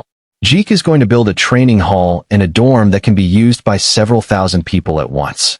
Where Cherian from backside is going to die out of this plot twists, she just can't comprehend what Jeek is trying to do by maintaining such a huge amount of troops. Besides, there aren't many people in this Jianghu who can control this scale of people. Jeek continues, for more than 10 years, the 4 hegemons have dominated the Jianghu, so he is going to tear down all of them, and he alone rules over the Jianghu by establishing a sect strong enough to make his dreams come true. At the Northern Heaven Supreme family's Hubei branch, a person just slammed his fist onto the table, shaking with rage. He is Jie Yunsang, the Blood King sect leader. He is frustrated, since he entrusted his children into the Northern Heavens sect, yet the Northern Heavens Alliance leader just apologized to everyone. Yunsang can't control his emotions, because he lost his greatest disciple, and his youngest daughter had her feet cut off. He questions if the alliance leader would remain calm if his grandson, Imhagi, had been the victim of this incident. The remaining leaders are whispering to each other if Yunsang had lost his mind, due to him baring his fangs against the Northern Heavens leader. As a father with children, I understand how the family heads are feeling. Our alliance shall investigate this incident thoroughly. A few days back at the Northern Heaven residence, where the alliance leader is enjoying his bath in a swimming pool with two ladies in the pool massaging him, and two ladies outside the pool playing the music for him. The military advisor of the family, Band NWE, is stating the remaining family heads won't accept the outcome from the competition. The Northern Heavens leader, Chance, is surprised by the fact, since the third round is a place they prepared in secret without leaking the info to anyone. So Chance concludes there is a traitor in the Northern Heaven. Now he is asking the advisor to resolve this issue. The advisor recommends they need to make the people the heroes of this incident, who made little contributions in this incident like Yang and Cherian, therefore, creating a theory that the dead children died because of their lack of incompetence. Like that, their deaths would send their families into humiliation, and the Northern Heavens can shake off their hands from this incident. Chance appreciates it is a good idea, and for those who still won't yield, will face the wrath of the Northern Heaven Alliance. Coming to the present, Chance declares he is going to take the responsibility, yet he announces this is a matter of the Jianghu, since most of the dragons and phoenixes survived in the worst situation, and some of them even managed to rescue others. So he concludes this is just fate. After hearing those harshly words, Yunsang slams both of his hands on the table fiercely and asks if Chance would have closed the matter in the same way if his grandson, Imhagi, had died by the hands of that leech demon. The area instantly becomes dark and Chance speaks in anger. Why Yunsang is always referring to his grandson. Now he questions if Yunsang wants Imhagi's head, where Chance should go slash his grandson's head to satisfy Yunsang rage. Yunsang can't speak up a word against Chance, and the Southern Alliance leader advises Yunsang to calm down. He interprets, even though it is painful, it is spilled milk, so they can't do anything about it, and they should move on. Tears are staring to drop from Yunsang's eyes by hearing that sad truth, which he couldn't acknowledge. He ponders, if the Dragon and Phoenix tournament were to held by the Blood King sect, and if Imhagi had gotten his feet severed like his daughter did, the entire Blood King sect would have eliminated by Chance already. Likewise, he cries out loud, with tears dropping to his cheek. He couldn't do anything about to this incident, and the Southern leader believes it may be frustrating for Yunsang right now, but even he himself must have killed so many people to come to the stage where he is right now. So at last, this is the law of the jungle. Even if it is Chance's fault for not keeping the security tight, Yunsang couldn't do anything about it. The old man realizes this will be the last time he'll see Yunsang, because Chance wouldn't leave Yunsang after the shame he received today from Yunsang. Jeek and Cherian are both heading to a group called Wind Mountain Group, who are mountain bandits that have set up their camp in the Green Forest and are demanding money under the cause of protection fees. So Jeek is on his way to get rid of them. From the words of Jeek, Cherian is realizing Jeek is going to take care of the mountain bandits like the incident of the leech, where Jeek demonstrated how a rain of blood feels like. Two guards are guarding a door, where one of them is yawning. Soon the both of them gets their guard up, where a guard is unsheathing his sword. The guard who unsheathed his sword jumped off from there, and he aimed his blade at Jeek by speaking, "They can enjoy the girl after finishing Jeek." But little does the guard knows, Jeek is the protagonist of this story, so he quickly grabbed the blade with his bare hand, and he used the blade to slam through the bandit's face, where blood is gushing out of his nose as if a volcano had erupted. In addition, some of his teeth have broken too. When the second guard has rushed off to help the first guard, suddenly stood froze, when Jeek turned his head to the second guard and smiled eerily at him. A chill ran down the second guard's spine. Without any delay, Jeek instantly appeared behind the second guard in midair, and he knocked him out. Later some time, screams are coming out from the Wind Mountain camp, where Cherian is beating them without a break. Jeek is reminding if she can feel the murderous intent from the bandits, where she will die the moment she let down her guard, or even showing a brief hesitation. It was at this moment, a weapon is hurled at Cherian, and she instantly noticed it, so she sliced it off by using her sword, and it is not a tool, but a pouch containing some powder. As she breathed the powder, A person steps into the scene in an amazement that only 2 people have come to his household and yet caused such a ruckus. This man carrying a weapon called Morningstar in his hand is the leader of the bandits. Cherian inquires if it is a poison that she breathed right now, and the leader alerts her it is not just poison alone, but an aphrodisiac mixed in it. It means her body will become hot like a furnace and craves to embrace just any man she could see. Moreover, if she don't mate with a man immediately, she will die bleeding from all her 7 orifices. She instantly looks at Jeek by getting traumatizing that she will die if she did not consume the antidote immediately. Jeek tells her not worry about the antidote. He reminds Cherian that he is man that she can mate with. As Jeek is pointing his index finger at himself, Cherian is much traumatized about it and runs off to the leader to partake the antidote. Afterwards, the leader has obediently displayed the poison sac and 3 antidote bottles. He informs, only one of the 3 bottles contains the antidote. The other 2 are poisons that will only amplify the effects of the previous poison severalfold. He is beaten to a pulp where he can't even open one of his eye. He declares that he will not reveal which bottle has the antidote, because this is his way of taking revenge. Cherian is frightened by the leader's words, and Jeek from backside doesn't care about the leader's words. He recommends Cherian to pour the remaining poison that is in the sack at the leader, so the leader will obviously reveal the bottle with antidote, and if he still remains constant, the leader will die first since his martial arts are weaker than Cherian. Cherian is astonished about this idea, and the leader is stunned and horrified by Jeek's way of doing things. He never thought that Jeek would use Uno reverse card at him. Cherian is still considering that if she pours this poison onto the leader, there is a chance that he will die, and she is unable to bring herself to kill someone. Jeek could clearly see the hesitation in Cherian where her hands are shivering just by holding the poison sac in her hands. Jeek sighs down and remembers his father. He expresses to Cherian, she can let go of the pouch and can do internal breathing technique to remove the poison out of her body. Then Jeek kicks off the leader's face once again, where his face is already full of bruises, yet Jeek added one more to the collection. Sometime later, Cherian is surprised that her body is back to normal, and she could sense the poison has indeed came out of her body.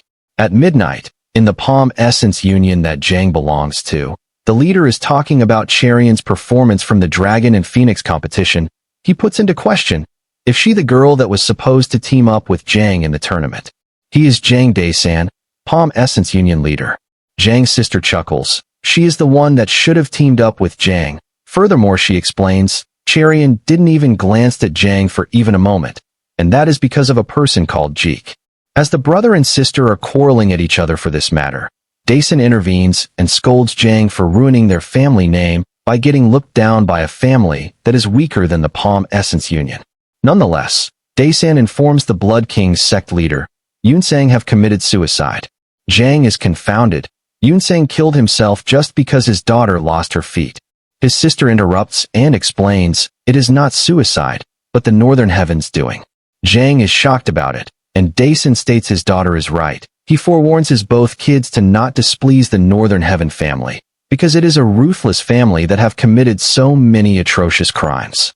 Daesan now grins and tells them, they have made good connections with the Northern Heavens family, so the chance of their sect getting bigger has a higher chance.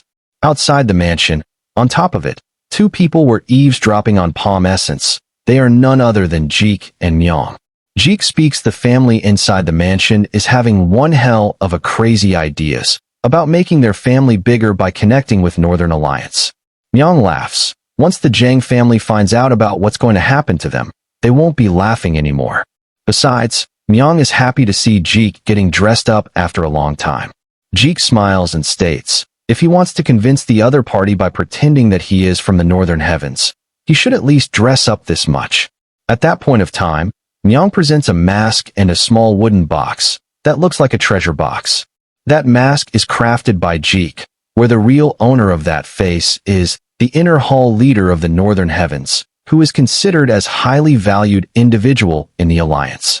Myong is terrified of Jeek's skills, where Jeek could not only make a perfect human masks, he could also mimic their voice, expressions, and even their mannerisms which are indistinguishable from the real person.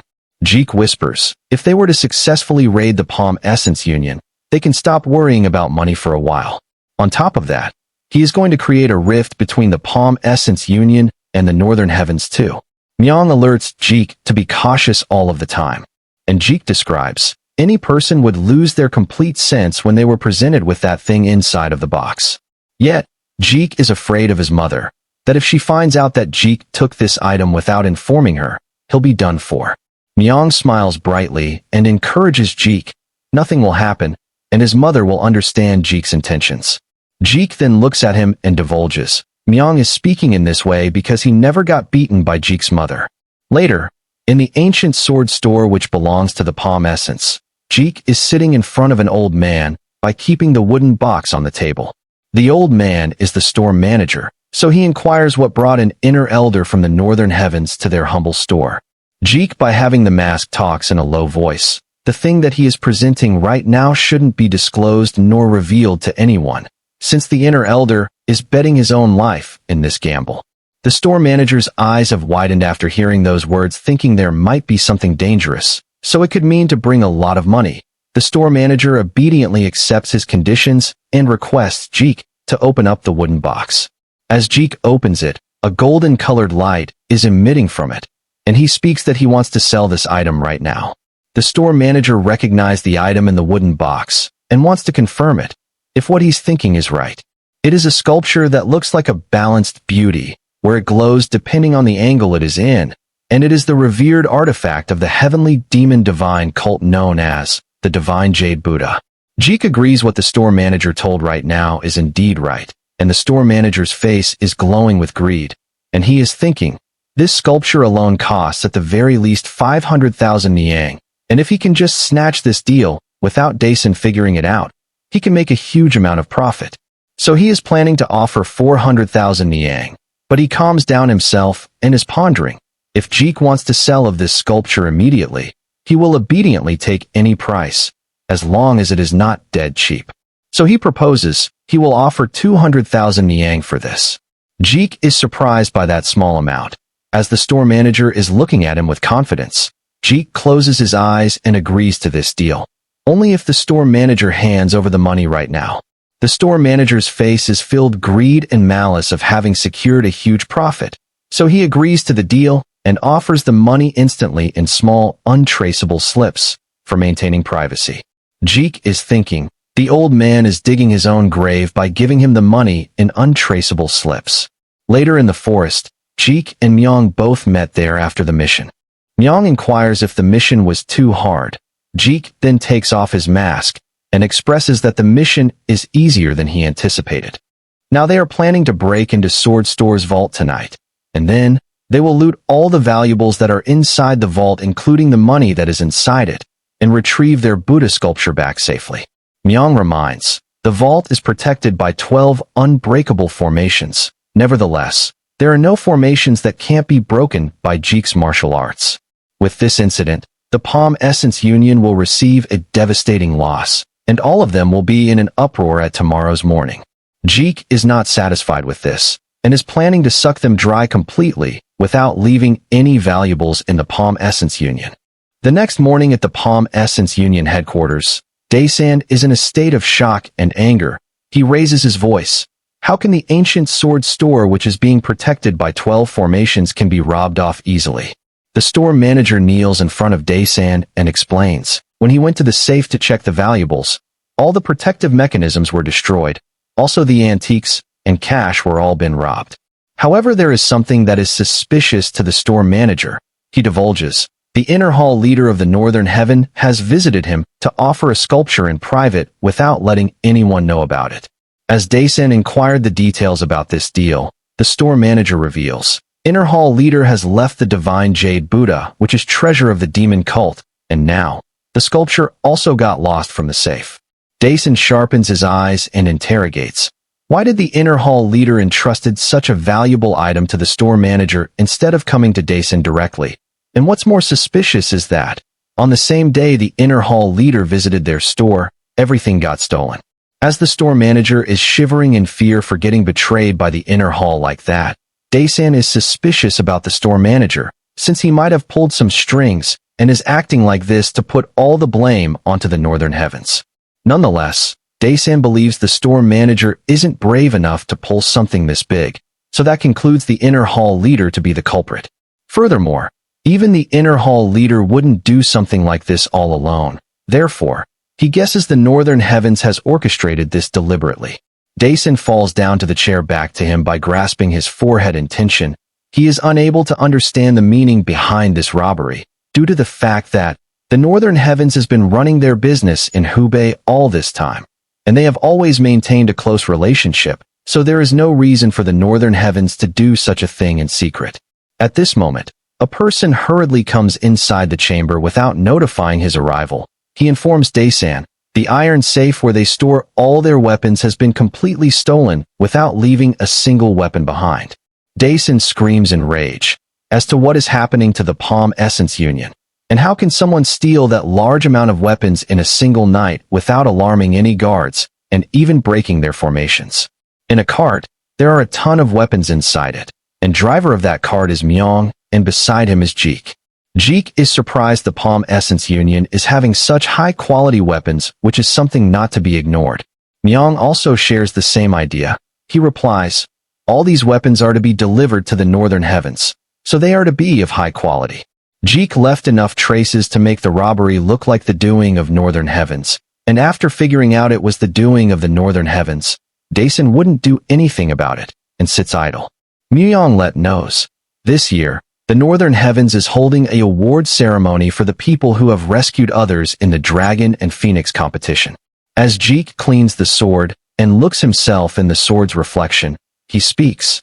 Daesan's suspicions will grow even more when he attends the award ceremony, because Jeek has planned something for Daesan. After a few days, at the Dragon and Phoenix Awards ceremony, many people have gathered here to witness the awards ceremony and are communicating to each other. Then, two people are congratulating Cherian for rescuing so many people from that large blade.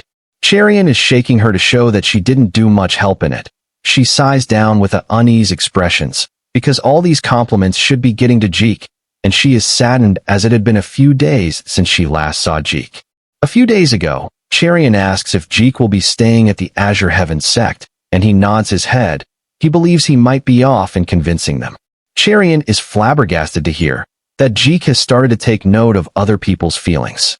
Jeek then smiles at her and questions if she is disappointed by him leaving her place. He also insists her to take the award, since disabling the mechanism at the third trail is entirely her doing. Cherian puts into question if Jeek is not interested in any of this awards and not wanting of anyone's attention, there is no point for him to join the tournament. Jeek mentions, on the first day they both met each other, Jang has picked a fight with him, and Cherian has stood up for Jeek, even though Cherian's family can't held their influence against the Palm Essence Union. It is Jeek's first time in his life that someone has ever stood up for him. He wandered the Jianghu for a decade, yet no one ever did that for a complete stranger. Without getting happier, her face is emotionally disheartened, since she believes Jeek's journey in Jianghu might be full of troubles instead of it being fun. Jeek discloses, the Jianghu that he wandered is a bit different from what she knows, and Cherian is wondering what experiences Jeek had on his journey. As Cherian is dozing of thinking about Jeek, the two people in front of her are still complimenting Cherian about her exceptional martial arts. At this point of time, Jang from backside is barging in between the people by announcing, I wonder if it is truly because of her skills. As Cherian turned her head at his direction by getting irritated of what Jang is scheming now. She speaks what does Jang meant by those words. Jang is suspicious as to how she is only one in the entire participants that managed to escape from the swamp, and furthermore, she even managed to cut through the mechanical device. He contemplates if her martial skills are truly that impressive. She just responded that she got lucky, and Jang didn't buy that. He smiles inwardly and ponders, if Cherian is covering up this incident by proving it is just luck, he realizes Cherian just used some filthy trick to cut through the device.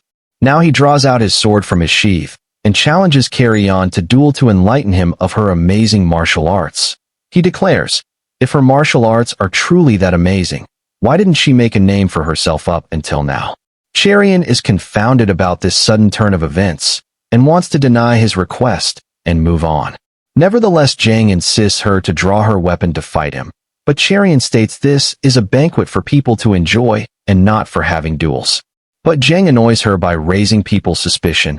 If Cherian's skills are that impressive, she can take care of Jang in an instant. Moreover, if she didn't draw her sword right now, everyone would only consider that Cherian got helped by that leech demon. Besides, she has been hanging out with a suspicious guy called Jeek. The people are starting to get more doubts now that Jang said those words. Cherian is enraged by those words which are blaming her family and Jeek, and she took the bait by challenging Jang to a duel. Everyone is entertained to watch a duel, and then Jang swiftly moved at Cherian's direction to attack her, but she dodged his strike effortlessly, and Jang rotated his head at her. Cherian had already swinged her sword at Jang by aiming to cut his neck, yet she rotates her blade to 90 degrees, and she slammed it to Jang's face where he spitted out blood from his mouth. He instantly lost his grip at the sword he is holding, and he lost the duel in front of everyone embarrassingly. People couldn't even utter a single word out of their mouth. They have witnessed something astonishing. Then Cherian sheaths her sword into the scabbard and asks if Jang is satisfied now. Everyone is murmuring that Jang lost to her in a single strike, and if she had taken Jang seriously, he wouldn't have stood a chance. Some people are expressing satisfaction that Cherian should have beaten Jang to a pulp. People are laughing at Jang for having such an embarrassing loss to a woman. From Jang's backside, his father is spectating this match. He is furious that Jang let down their family's name once again.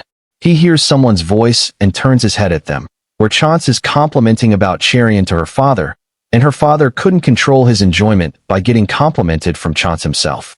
And right here, Daesan is s-hawked to the death. He is already full of suspicion about the northern heavens from the robbery incident, and now that he is seeing Chance all close to the righteous sword sect, which belongs to Cherian, he can confirm Chance is abandoning the Palm Essence Union, since the righteous sword sect is gaining immense reputation these days.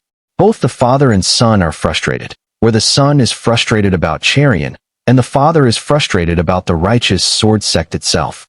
The both of them can't just sit back and let this continue on, and are planning to get rid of them tonight.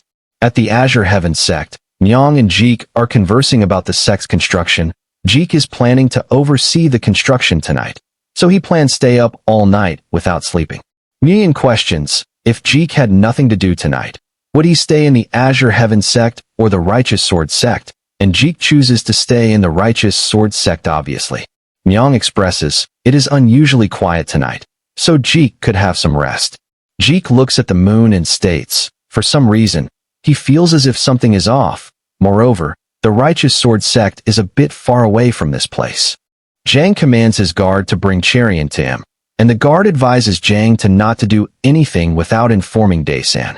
The guard realizes Jang is trying to kill Cherian tonight, and it wouldn't be a good idea to do that right now since the Righteous sect is having connections with the Northern Heavens at the moment. He is Chung So, Jang's confidant. Jang tells him to not worry about it, since he planned something cruel than death itself to her. All of a sudden, Daesan approached Jang, and informs that he is going to eliminate the entire Righteous Sword sect tonight, so he warns Jang to not interfere in it. Daesan orders Chung to join the following martial artists, and help them to eradicate the sword sect completely, without leaving a trace. Chung bows down and agrees to his command, and then Jang looks at Chung and interprets with eyes not to kill Cherian, and bring her to Jang, and Chung nods his head at him.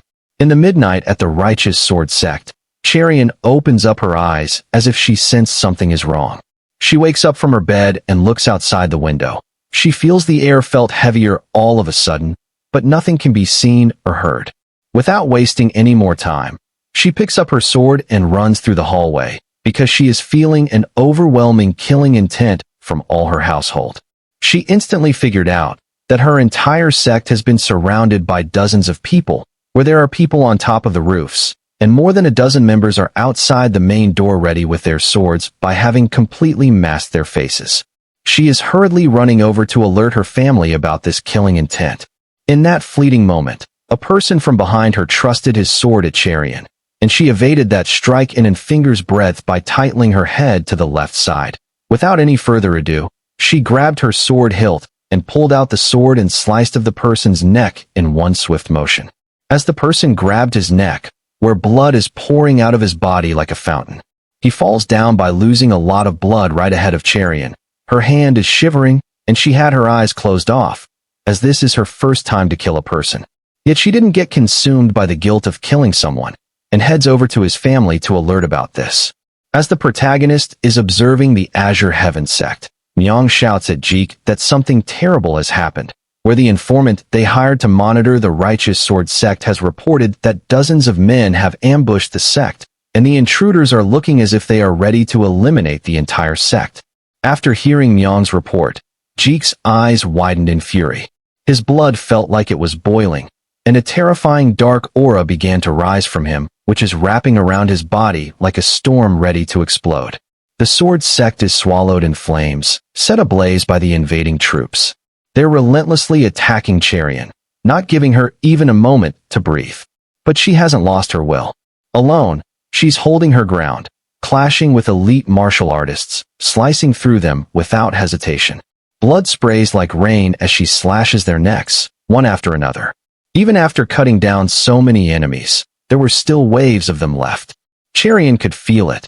Today, no one was escaping their fate. The battlefield was soaked in blood, yet the end was nowhere in sight. Watching her fight with such brutal mastery, Chung was in awe. Now, he finally understood why Zhang desired her so desperately. But none of that changes the fact that she is going to die tonight. Cherian is on the verge of collapse, completely drained. Chung asks how much longer they can possibly hold out like this. Her father is already down, beaten to the ground. Even her brother-in-law couldn't hold them back. And in the corner, her mother clutches Cherian's little sister in her arms, trembling uncontrollably, eyes wide with fear.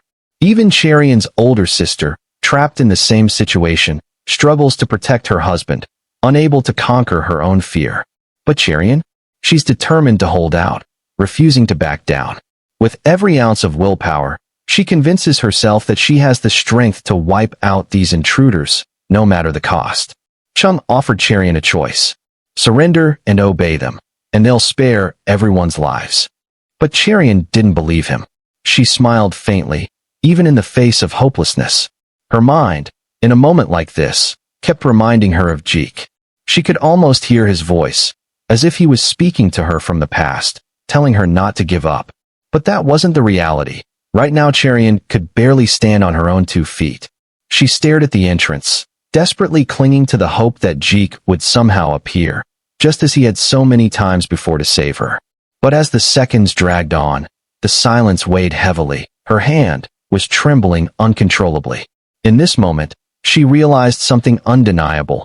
She couldn't rely on Jeek anymore. Not now. Not in this battle. This was her fight. As Cherian clashed swords with the guard again, he deflected her attack with ease and rushed past her, straight toward her mother and sister. Her mother, frozen in fear, closed her eyes, accepting death. But when she opened them, Cherian stood between them, blocking the guard's blade with her bare hands. Even the warrior froze, stunned that she had stopped his strike like that. Then from her trembling palm, a faint light began to glow, shaping itself into a single word: wind. Blood started to leak from the corner of her mouth. She tried to hold it back by pressing her hand against her lips, but it was no use. She spat out a mouthful of blood, staining the ground beneath her. As her vision blurred, she fell to her knees. She is unable to move an inch. At all, her mind wandered to back when Jeek warned her that she can block the sword energy with this glove. But at her current state, her internal energy is still too weak, so she would suffer serious damage if she were to do that. The warrior raised his sword and swung it down with full force, aiming to end Cherian's life. Her mother screamed not to do that. Her sister shut her eyes, frozen in fear, unable to take a step ahead. It was at this moment the ground shook. A deafening roar shattered the air as something powerful had arrived. From the blast of energy, a dragon appeared, massive and glowing with bright blue energy. Its eyes burned with rage, and the roar crumbled the sky out of vengeance. The warrior realized the gates of hell have opened up for him, and in a single strike, his head is crushed so hard that even his parents couldn't recognize his face anymore. With that dense pressure of surging energy, he was slammed to a wall, His body crushed against the stone with terrifying force. The wall itself cracked and crumbled under the impact. Charian's eyes have widened, looking at that burst of energy. In the blink of an eye, the warrior's neck had snapped. He was dead before he hit the ground. All the warriors and Charian's mother and sister were completely flabbergasted, where Charian's brother-in-law opened his eyes to watch the epic entrance made by the protagonist. Blood is dripping from Jock's knuckle on the ground, and the back of his hand had a dragon's tattoo, which represents destruction. Charian's eyes have filled with hope when she saw Jock stood in front of her, as if a wall that will protect her from any crises. Jock inquiries, Are you all right? His voice filled with rage can be heard in those words. Charian answers that she is fine with tears flowing down through her eyes. Jock imagines if he had hesitated just a moment, something terrible could have happened. So now he is filled with rage. An insane amount of bloodlust can be seen through his eyes, and his every breath is heavy and intense. Jock is standing in front of them, like a storming dragon that has come to devour its prey. All the warriors are perplexed to see a variable in their way, and then Chung ordered 2 of his warriors finish Jock first, as both warriors jumped into action by raising their swords to kill Jock in one strike. Jock clenched his fist, where a raging spiral of air had surrounded his knuckle. He punched through the lower abdomen, where the warrior's body is curved, and he sent about 10 steps back. The other warrior, without missing this opportunity, attempted to kill Jock, but Jock broke his leg and strikes using foot on his warrior's head. Where Jock's shadow had fallen upon the warrior's head, he is struck to the ground, where his head is smashed without any pieces being left. Chung could feel the martial prowess of Jiok, where the rage coming out from Jiok is only raising more and more. Chung couldn't even see Jiok's movements with eyes, but his warriors are getting knocked out one by one, and in a single second, all the warriors are torn apart, where blood is leaking out of their bodies, and Chung could sense Jiok has appeared behind. When he swinged his sword to the backside, Jock ducked, and with that tightened fist of his, he assaulted Chung's chin, where Chung left hold of the sword, and his mask had unveiled. Now that Jock had seen Chung's face, he recognized it was the doing of Jang. As he grabbed Chung's sword, the wrath of Jiok has shook the ground beneath him. Chung then wanted to speak something, and Jeek thrusted the sword right beside Chung's face. As Chung is trembling in fear, he discloses the information behind this mission, as to how Daesun ordered him to eliminate everyone, but Chung was going to spare Charian alone. Jeek seriously questions the reason behind Chung's hesitation at Charian, and Chung answers, Jang had ordered him separately to bring Charian to him. Jeek inquiries the whereabouts of Jang immediately, and Chung reveals Jang is waiting in the southern side of the forest, and Chung obliges to reveal everything he knows, and in return Chung wants his life to be spared. But Chung forgot that our protagonist is born for destruction, and not for seeding. Then Jeek grasps the sword that he thrusted into the ground, and speaks. Don't force others to do something you've never done yourself. With those raging words, he sliced through Chung's throat where blood is gushing out of his body immensely. Charian's family had never seen such an intense battle, and Charian is concerned about Jeek, where he once again killed so many people to protect her, and he again demonstrated as to how a blood storm rages over a battlefield. Then Cryan reached near to him, and asks him if he is all right. Jeek smiles brightly at her, and confirms that he is fine as long as she is. He even apologizes for being late. Charian got her smile back on her face, and tells him stop apologizing and appreciates for his arrival. Myong now enters into the scene.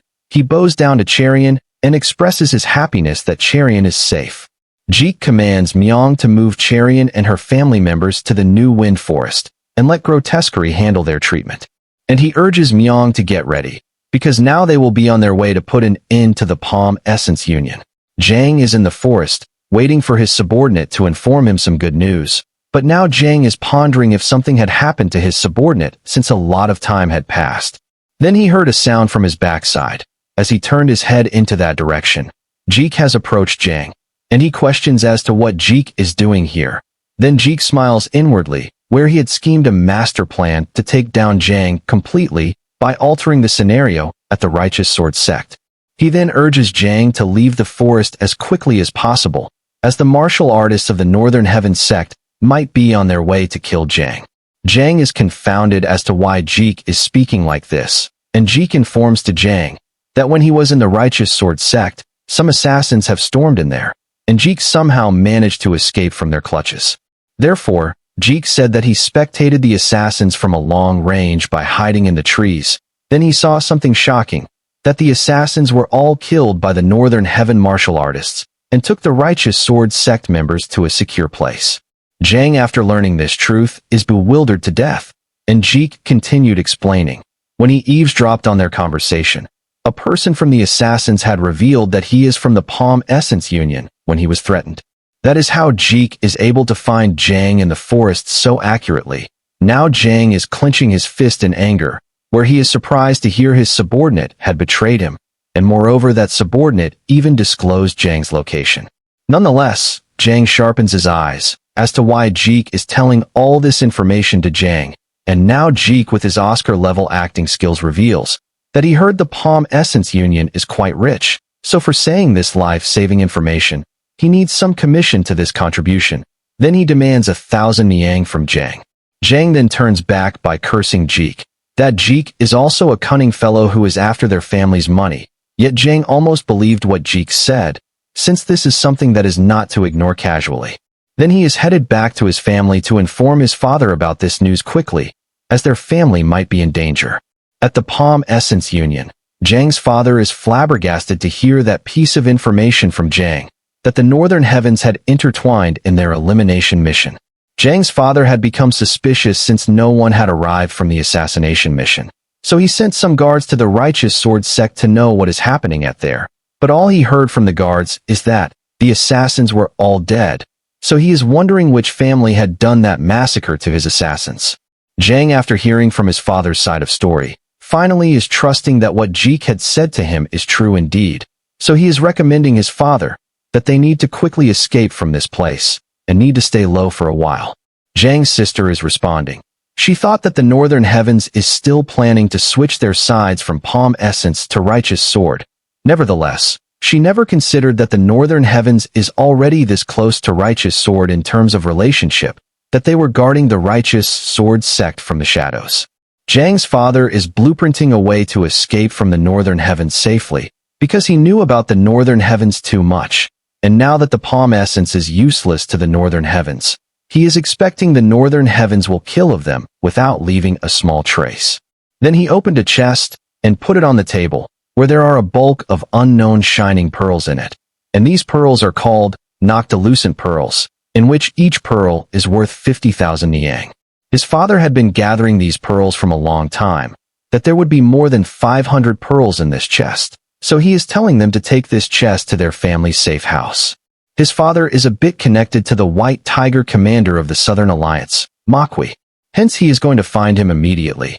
Then he plans to reveal every bit of information he knows about the Northern Heavens to gain the Southern Peak's trust. Since they came to this dead end, he had no choice but to side with the Southern Peak Alliance.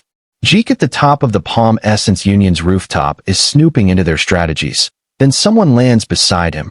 It is Myong, where he safely secured the Righteous Sword people at the New Wind Manor, and Jeek replies that things are going according to their plan. Myong is now imagining that if things were to go exactly as Jeek planned, this matter will be of great help to them, since this will lead to the Northern Heavens fall down. Furthermore, it will surely cause a rift between the two powerful alliances, the South and North, so this is like hitting two birds with one stone for the New Wind Manor. Even after staying by Jeek's side for this long time, he is still shocked to see the capabilities of Jeek, with such unmatched intelligence where the Palm Essence is not in their plan to begin with. Yet Jeek somehow involved them into the plan suddenly. Nonetheless, there are no issues with it, and their strategy is still moving perfectly. Myong questions if Jeek is going to leave Jang alone, if things were to become complicated, and Jeek responded by widening his eyes. No matter what happens, Jang's death will not be spared at any cost. At the Palm Essence Union's safe house, both the siblings have arrived here to meet Makwi of the Southern Alliance. Jang's sister is wondering, just how did her father manage to have a safe house like this? As she is blabbering about the house's structure, Jang behind her is not responding to anything that his sister is speaking, so she puts into questions as to why Jang is not replying. Then Jang seals all her acupoints to stop her from moving, and from her backside, Jang is whispering to her to notify their father in which Jang will be having all the pearls for himself, where his sister is shocked to see that Jang betrayed them like this. After a few minutes, as he is heading deep into the forest with the pearls, he is pondering that if things didn't go as his father had planned, he'll have to leave his whole life escaping from the northern heavens. So that is why he stole all the pearls for himself. In that way, at least he could live a happy life without working nor doing any kind of work for the rest of his life. He is believing that it would be better to have one person survive the crises than to having 3 people getting eliminated. At that time, someone spoke from above that Jang is in a good mood for some reason. As Jang's eyes have enlarged to see that someone is tracking him, it is Jeek Legion. Then he attacks Jeek by drawing his sword out of the scabbard. However, Jeek gave one dense punch to Jang's face, where Jang's nose went into his mouth, and he got crushed into the ground with that dominated momentum. He is coughing out blood from just a single casual punch from Jeek. Even he is stunned to see this mighty strength just from an opening move.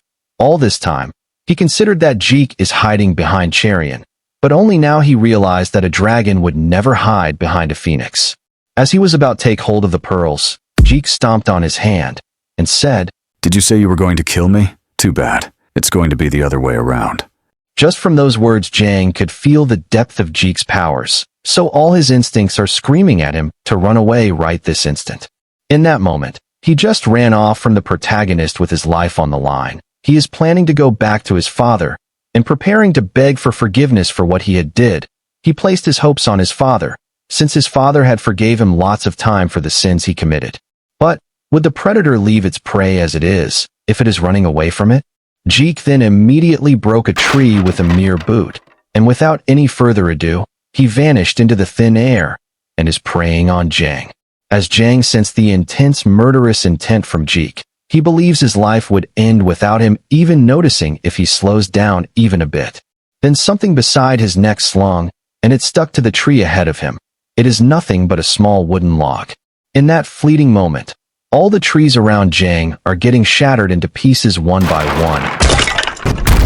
Jeek, a demon of unrelenting rage, storms toward Jang with devastating fury. In a flash, Jeek's merciless wrath descends, ready to crush Jang in a blaze of destruction. Jang, frightened by Jeek's martial prowess, puts into question as to why he is doing all this. He guesses if it is for that stupid girl from the Righteous Sword sect. Jeek's rage is getting even more after hearing Jang calling Cherian a stupid girl, and Jang responds that his sister had fallen for Jeek, so if Jeek agrees to it, he will ship them both without any harm. Besides, Jang believed that his sister is better than Cherian. Then Jeek replies that Jang's sister is same as Jang, so that one reason is more than enough to reject her. As Jang comprehended that his words won't work on Jeek, he attempted to kill Jeek by splashing a deadly poison on him, where the poison is strong enough to melt away a person's flesh. So he assumes that Jeek is a careless brat, so Jeek should have been done for. Yet contrary to his expectations, Jeek simply strikes him with his 2 fingers, and the destruction caused by only 2 fingers is on a whole other level. Additionally, Jeek is letting Jang to escape from him by making him believe that Jang is somehow surviving with his skills. As Jang is going on and on, he could feel this hunting as if a game of tag. Then he clenched his teeth in annoyance and ran with his leftover strength by using his full force. At that time, Jeek stopped his hunting and lands on a tree. He then smiled and said, Jang had completely fallen for Jeek's trap right now, and from above him, Mwaoang is watching this game of tag, as is he's enjoying it. He asks Jeek as to why did Jeek let him go so easily, and Jeek responded, he had prepared another painful way to kill Jang that even Jang would have never thought of it.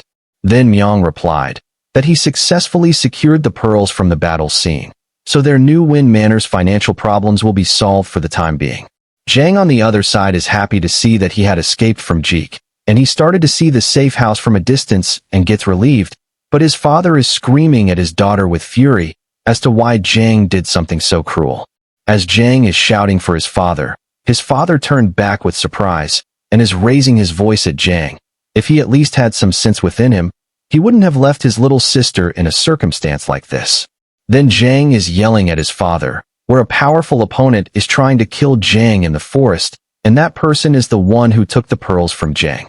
And now that he thinks about it, He is biting his fingernail by trembling.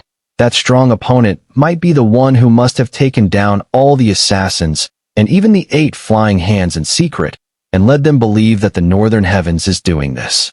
Then his father is inquiring about this powerful opponent who misled them, and Jiang mentioned Jeek Legion of the New Wind Manor.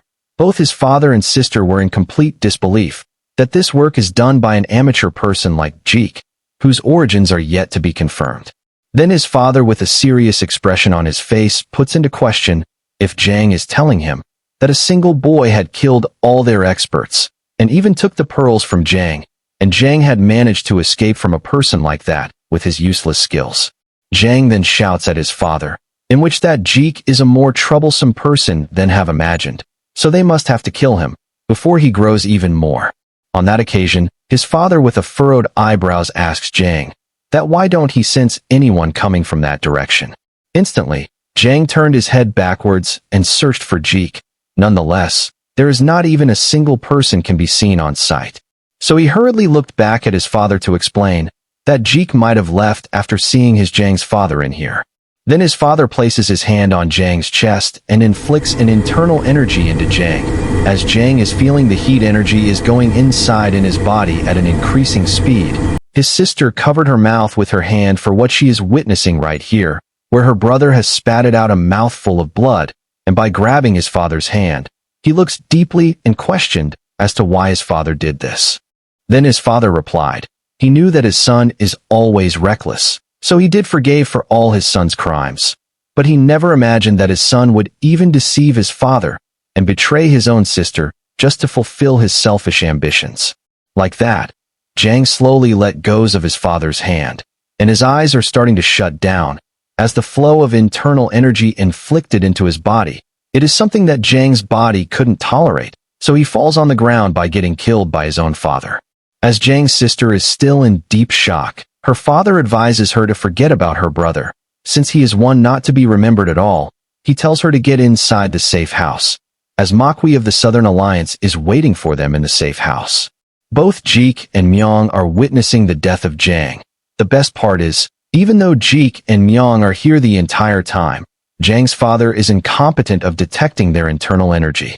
Jeek questions if Myong had reported the other party as well, and Myong reports him that he did send an anonymous letter and the location of the safe house to the other party, so they'll be here at any given moment. As the father and sister entered into the house, Makwi asks if something had happened outside, to which the father replied, a traitor had been punished for his crimes, nothing more. Now Makwi asks if the father and sister are ready to join the Southern Peak. As the father is about to agree to that, all the people inside the safe house had sensed something ominous. Then the door burst open, and few warriors had barged into the safe house. Then the father is inquiring about these intruders' identities. It was at this moment, a person set foot into the house by saying that the Northern Heavens received an anonymous letter, so they had no choice but to verify if it's true or not. Fortunately, it was true, and they had successfully figured out the traitors. Now the military advisor of the Northern Heavens is stating there is no way for the Palm Essence to join the Southern Peak when they knew a lot of information about them. The father recognized this person as the military advisor of the Northern Heavens, but there is something that is bugging him, on which the Northern Heavens is the first to betray the Palm Essence, so he couldn't understand why the advisor is calling them traitors. Then the father comes forward to resolve things by notifying that the Northern Heavens is trying to save the Righteous Sword sect, so he concluded that they are betraying him, and before he could even finish his words, the advisor puts into question as to what nonsense the father is trying to imply here. Then the father's mind had slowly started to solve the puzzle, and at last, he realized that the Northern Heavens had never betrayed, but what his son had said at his dying moments are indeed true, where Jeek is the main culprit in this entire story. Before the father could even explain his part of story properly, a sword had pierced through his neck, where his eyes have flew open with utter shock. Both Makwi and the sister have dumbfounded to see this. As a bamboo hat person did this, where even Makwi and the father couldn't even trace the internal energy of the bamboo hat. It is not that his death had shocked him. The father is astonished to see this bamboo hat, because even he himself didn't know that there is this powerful of a person in the Northern Heavens. Whoa, whoa, whoa. I guess all the powerful characters are starting to appear. Moreover, the Heavenly Dragon competition is also starting from tomorrow, so this manhwa had finally stated to get intense. Likewise, the bamboo hat sliced off the father's neck right in front of his daughter. As she is going to catch her father, the military advisor is warning Ma Kui that to don't get involved in this type of stuff recklessly, or things won't go down smoothly. As sweat is pouring from his cheek, Ma Kui is cursing himself as to why did he get involved in this things unnecessarily. Then the bamboo hat asks what to do with the sister by placing his blade right beside her neck. As the military advisor looked at her, he told him to slice of her neck as well. Then they burned the entire place completely without leaving a trace of them doing it. Myung is now going to hire 50 reliable and trustworthy people for now, and he'll have them run the New Wind Manor to deceive the eyes of other people. Then Jeek agreed to it, and gave a command to Myung, where Myung needs to figure out all the businesses and clients that once related to the Palm Essence Union, whereas Jeek will seize all of them that Myung had caught. So for now, he alerts Myung to not attract the attention of the four hegemons. Myung accepts the command, and looks at Jeek's eyes, and questions if Jeek didn't like this ending. To which Jeek replied, one should get punished for their crimes, so he had no sympathy over people like them. But what's disheartening him is that he always thought that this Jeonghu will exactly looks like what his father had narrated him. But when Jeek started his first expedition at the age of 10, he didn't know anything about this world, where he didn't even had the idea that Myung is following him around, and he only had the dream of looking good in front of his parents. Myung is shaken to hear those words from Jeek, as he always thought that he knew about Jeek more than anyone else, but he was wrong. Jeek, with saddened expression on his face, stated that he never enjoyed traveling the world, because he was just 10 years old at that time, on which he was only following his mother's advice to travel a lot, so he wanted to show his parents that he had grown up a lot. However, the Jeonghu that he discovered while traveling is nothing like what his father had spoken of, that is when he grasped that his father had only been chasing a dream. As the house in front of them is burning down to ashes, he briefed in that what he learned from the Jeonghu wasn't justice or camaraderie, but how to avoid getting deceived by others, and how to deceive others, also how to survive by any means possible. Myung knew what Jeek is talking about, when Jeek once saved an poor old man from a warrior by risking his life, but that poor old man had tried to kill Jeek for his greed. So Myung believes that all these circumstances might have left a deep scar on Jeek's heart. Time and time again, Jeek's kindness had only reciprocated with sharp blades, so Myung tells Jeek to forget about those things, as Jeek was still a young person back then.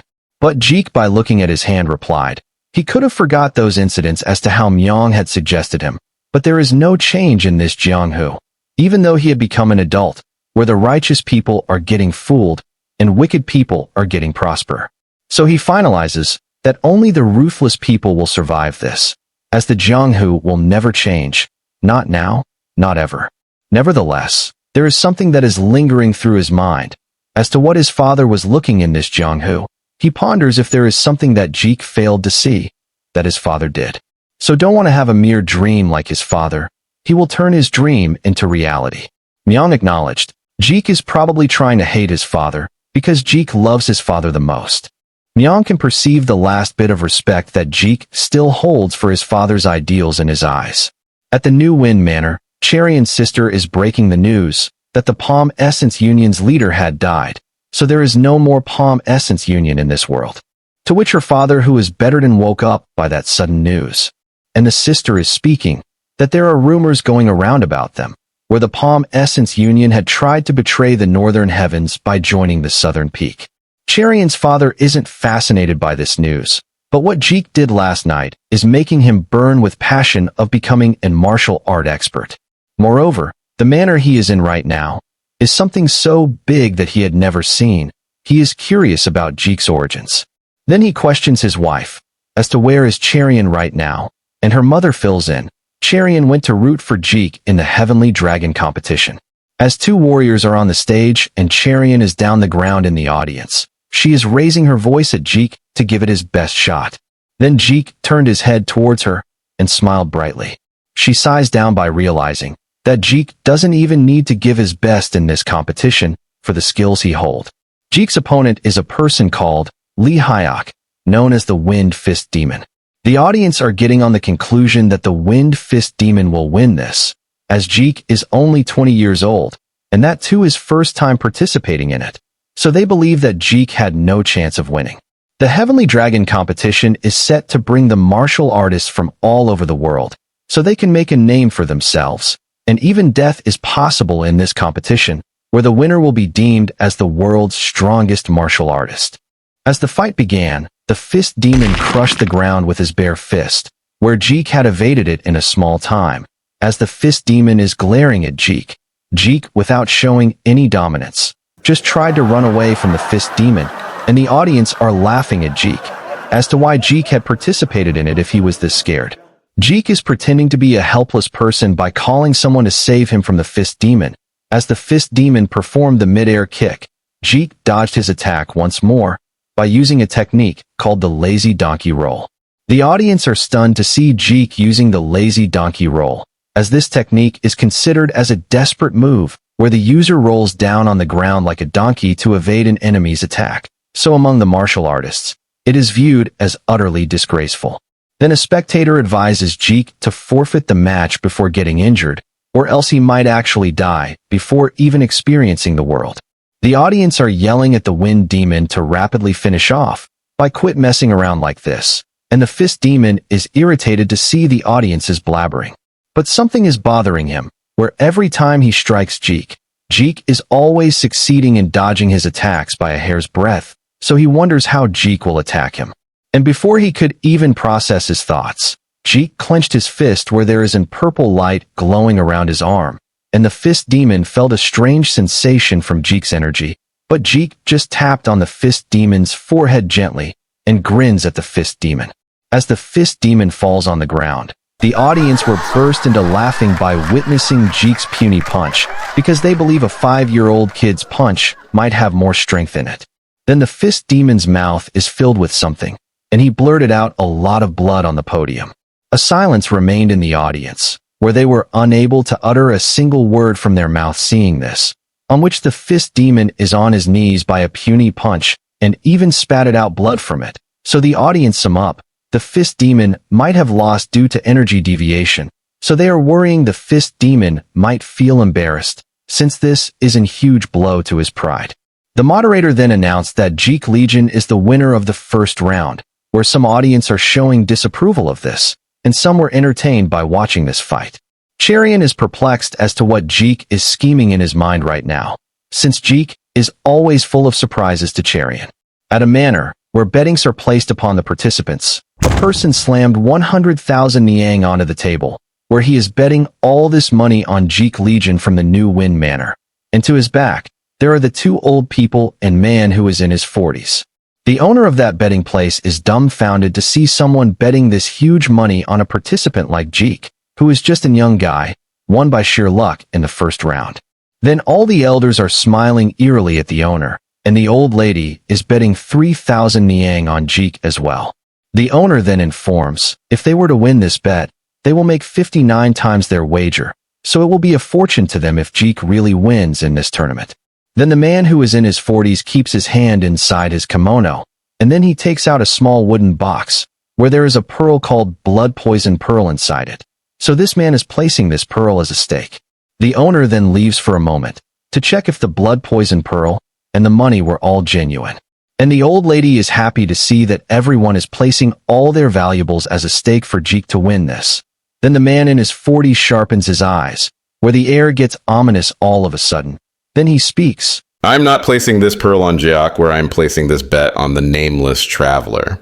After hearing the name Nameless Traveler, the old people and Nyang were all stood frozen, as if that name made them remember something terrifying.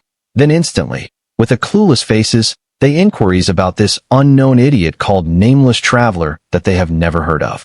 The man in his 40s reveals that he himself is the so-called Nameless Traveler who is now going to participate in the tournament. Later sometime, all the people have burst into laughing when they realize that this man is the Nameless Traveler, where even his name is sounding like a comedy piece to them, and he yells at them that he came up with that name on the spot. Jeek then angrily slammed the table with the glass, where he is objecting to Nameless Traveler's participation in the tournament, and that the old people should have stopped him. Then Cherian felt a sudden sinister sensation from the old lady.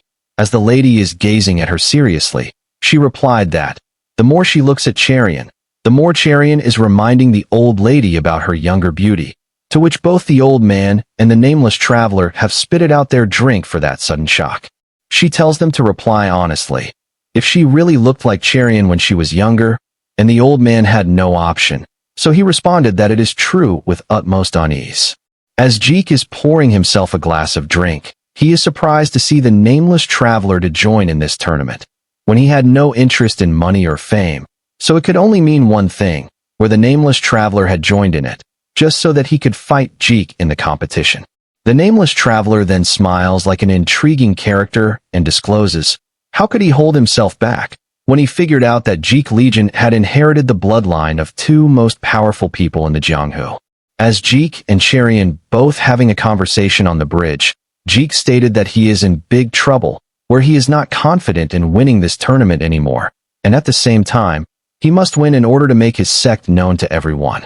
As Cherian is questioning what he needs to do right now, Jeek answers that he needs to eat a lot of meat, and Cherian with a troubled expression asks, Jeek had already eaten a lot of meat, and she advises that eating meat every day is not good for health, to which he apprises her that there is a martial art in Jeek's body that transforms meat into vegetables, and she is amazed to see that Jeek is so good at acting. Then a person on top a rooftop is spectating Jeek and Cherian, and Jeek questions why this person is here. Then this man with a hawk reports that young Master Jeek has crossed the line this time, so he needs to return back to home, and Jeek turns back and responded, he will return only when believes the time is right. Likewise, he tells the person with hawk to write a letter to his father. As Jeek said something to the hawk person, he immediately wrote the letter and released the hawk to deliver the message to Jeek's father. As the hawk had traveled for a long time, it finally delivered the message to a place called Drifting Clouds and Flowing Water, where there are fruits baskets and some people who are doing the labor work. Then the hawk landed on a person's hand who is the owner. As the person took the letter and read the contents written inside the letter, he is frustrated that Jeek is still aiming to conquer the world. This person is Jeek's father, Jeek Surin. And Jeek's mother, who is in the shadows, asks if Jeek had sent a letter, and Jeek's father responds that Jeek is still chasing an hopeless dream. Jeek's mother notifies that Jeek is their son, so he fully deserves to have that kind of dream, and his father replied, that is something that should just remain as a dream only, and his mother remains silent at those words. He then tells her they have been in seclusion for almost 20 years, so he turns back and urges her that the time has arrived for them to head back to the Central Plains once again. As raining is pouring down heavily, inside a small hall, Myong is reporting that he had gathered some information. According to Jeek's order, Myong has been trading information with the Dark Arms merchant, and now found out that someone had sold them 300 rounds of exploding Thunderbolt. This Thunderbolt weapon is something like a bomb, where it is used by the Murim Alliance, so Jeek believes that someone other than the Murim Alliance is doing this, in order to frame the Murim Alliance where the Thunderbolt explosives starts to blow off. Then a person is running in a forest hurriedly, where he is the one who sold the explosives and took the money. He is the instructor in the Dragon and Phoenix competition, where he is living a double life as a secret agent of the Flying Swallowtail Association. But with the failure of the Dragon and Phoenix competition, the situation has changed. The Flying Swallowtail Association put the entire blame on this instructor for failing the mission, so they gave him another chance, where the instructor needs to detonate all these explosives at the Heavenly Dragon tournament, and if he fails this time again, he will be eliminated for sure. So what he did right now is, he sold all the explosives that were given to him to a weapons merchant, and now he embezzled the money and is running to a safe place to live the rest of his life comfortably. Because manipulating the Dragon and Phoenix competition was nearly impossible, so he had no hope of accomplishing this task at the Heavenly Dragon tournament, where there will be skilled masters gathered from all the world to witness it in live. Moreover, the military advisor of the Northern Heavens is already suspicious of him for what happened at the Dragon and Phoenix. That is the reason for his escape. As he is running on a bridge that is made up of a tree, someone at that instant swinged his blade at the instructor while on the bridge. As the instructor is seriously injured, he ponders if the Flying Swallowtail had already caught his betrayal this quickly. Then the masked man is declaring, not only the instructor had failed to accomplish the mission at the Dragon and Phoenix, but now he had even betrayed the association and is running off after securing the funds. Then the masked man swings his sword at full speed to behead the instructor, to which the instructor closes his eyes by believing that his death has finally approached. However, just some water had splashed on him only. When he opened his eyes, the sword is near to his neck, and the masked man stopped moving at that instant. The instructor could comprehend that the masked man's acupoints have pressed. Then a person is standing on the tip of a tree's dowel, where they are none other than Jeek and Myong with their faces being covered. Jeek then interrogates the instructor as to why the instructor of the Northern Heavens had done that mess at the Dragon and Phoenix competition, and the instructor, without answering to Jeek's question, he questions back as to who Jeek is. Then Jeek discloses that his name is Young Weedy of the Murim Alliance, where Myong right beside him is flabbergasted to see that Jeek had come with that random name on that instant. The instructor is shaken to death that even the Murim Alliance had caught the truth about the Dragon and Phoenix. Then Jeek pats on the person from the Flying Swallowtail Association who attempted to kill the instructor, as Jeek sensed a strange energy from this guy, where the association guy's veins are puffing out of his body and blood is starting to come out of his eyes too. Jeek realized that this is some self-destruction method, so he shouted at Myong to get down on the ground, where a huge blast had happened. By that blow, that assassin's body is completely torn into pieces, where his hand and leg were the only parts that have fallen, and the blood is all over the place. Myong informs, this is a self-destructing art where the user can blow up his body when he gets subdued. So Jeek now seeks to know more about this Flying Swallowtail Association from the instructor who is a part of it, yet the instructor replied that he knew nothing about it. Jeek then mentions that it was an obvious answer that one would say at situations like this, so that is why Jeek had prepared a pill specifically for purposes like this. If the instructor swallows this pill, the instructor's body will undergo through a tremendous pain. The instructor is baffled as to see a Murim Alliance member using a poisonous pill like this, since the Murim Alliance, which represents righteousness, is doing something like this. And before he could even complete his sentence, Jeek forcefully kept the pill inside the instructor's mouth and made him swallow the pill.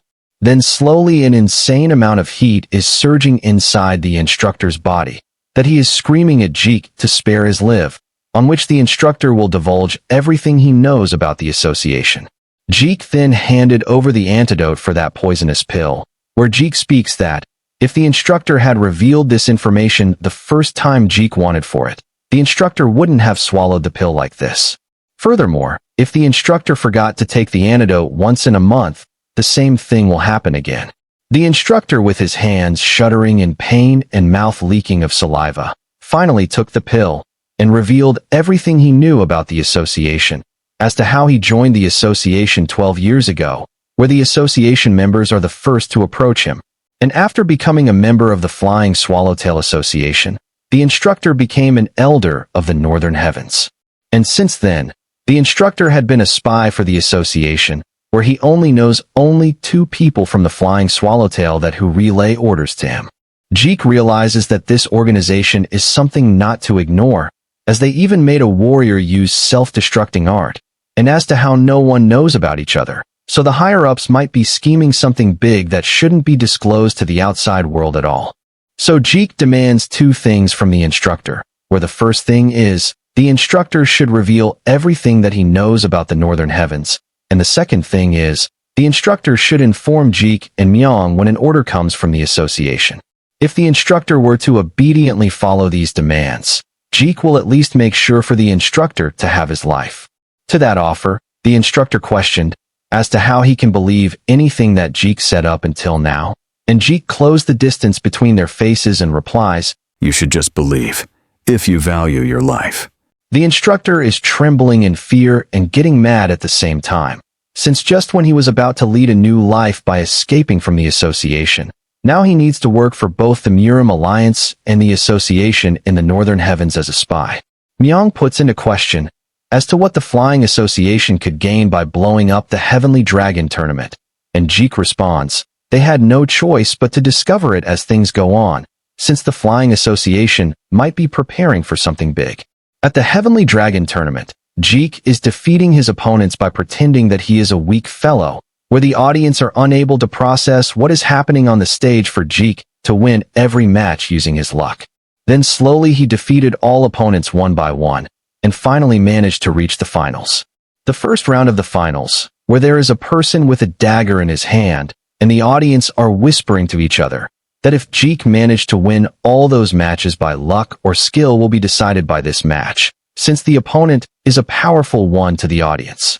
And what's surprising is, all the children of the prestigious families have gathered to spectate the tournament, since it is the finale. Now the match is between Jeek Legion of the New Wind Manor and his opponent, Chu Sa, the deathly poisonous sword. Cherian recommends Jeek to stop his acting and reveal his martial arts, since the opponent uses poison as a weapon, to which Jeek replied, he is indeed planning to do so, as there is no need for him to act anymore, because one can't place any new betting from now on. Besides, as he looked up into the sky, at the top of a rooftop, the nameless traveler is waiting for their match. Chusa, the deathly poisonous sword, just like his nickname. This person wielded a blade coated with venom and wasn't well received as a person. Nonetheless, that is the reason why is so dangerous, where countless people have met their end, slashed by his venomous blade. Then a person beside Cherian is shaking his head by pitying Jeek, as Chusa is an opponent that Jeek couldn't handle. Then Cherian inquiries this person if Chusa is really that dangerous, and that man briefs in, once someone gets touched by that sword even once, the poison will spread onto them, where they'll die instantly. Therefore, that is why all the people who had matched up with Chusa in the tournament have all died. Chusa then smirks at Jeek by stating that he heard Jeek is quite lucky, so he concludes Jeek is an unlucky one, because he was matched with Chusa where Jeek's death is guaranteed. Jeek then provokes him that Chusa might not be confident in his sword skills, hence he had to lather venom all over the sword to kill someone by even using worst swordsmanship. Yet Chusa grins at Jeek that everyone who provoked him like this have all died, and Jeek won't be any special from them. Then Chusa charged himself at lightning speed, and swinged his sword fiercely, where Jeek dodged it effortlessly, and he stimulated the nerves under Chusa's wrist, where Chusa had to drop the sword in his hand. Without hesitation, Jeek quickly grabbed the sword that Chusa had dropped and thrusted that sword into Chusa's shoulder, as Chusa is screaming in agony for what Jeek had did. Jeek is now smiling menacingly at Chusa for what Chusa had did to other people. Then Jeek right away slashed away Chusa's entire shoulder. As blood is flowing everywhere, Jeek states that Chusa now won't be able to hold this venomous sword anymore. Then Chusa falls on his knees, and his eyes have wide opened, that for the first time in his life, he experienced and witnessed how true fear looks like. The audience had their eyes peeled open for what Jeek had demonstrated to them. The audience were unable to accept this victory, yet they had no choice but to acknowledge Jeek's skills. Yang from Southern Peak can't believe his eyes and stood up and froze. He never thought that Jeek was this powerful, where he couldn't decipher as to why Jeek remained as a normal martial artist in the Dragon and Phoenix competition. What's more unbelievable is that Yang never even heard of the New Wind Manor, nor where it is located. Imhagi's face had completely gone darkened, as he never thought that there would be a competitor in his peers. Imhagi could discern that there is a possibility where Jeek hadn't even revealed his power yet, so he can't figure out if Jeek's real goal is to win the tournament, or if there is some hidden agenda.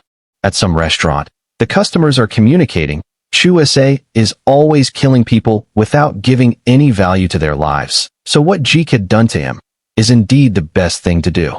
Where everyone in the inn is rooting for Jeek to win the tournament, as he sat down on a chair, he speaks that this is what popularity looks like.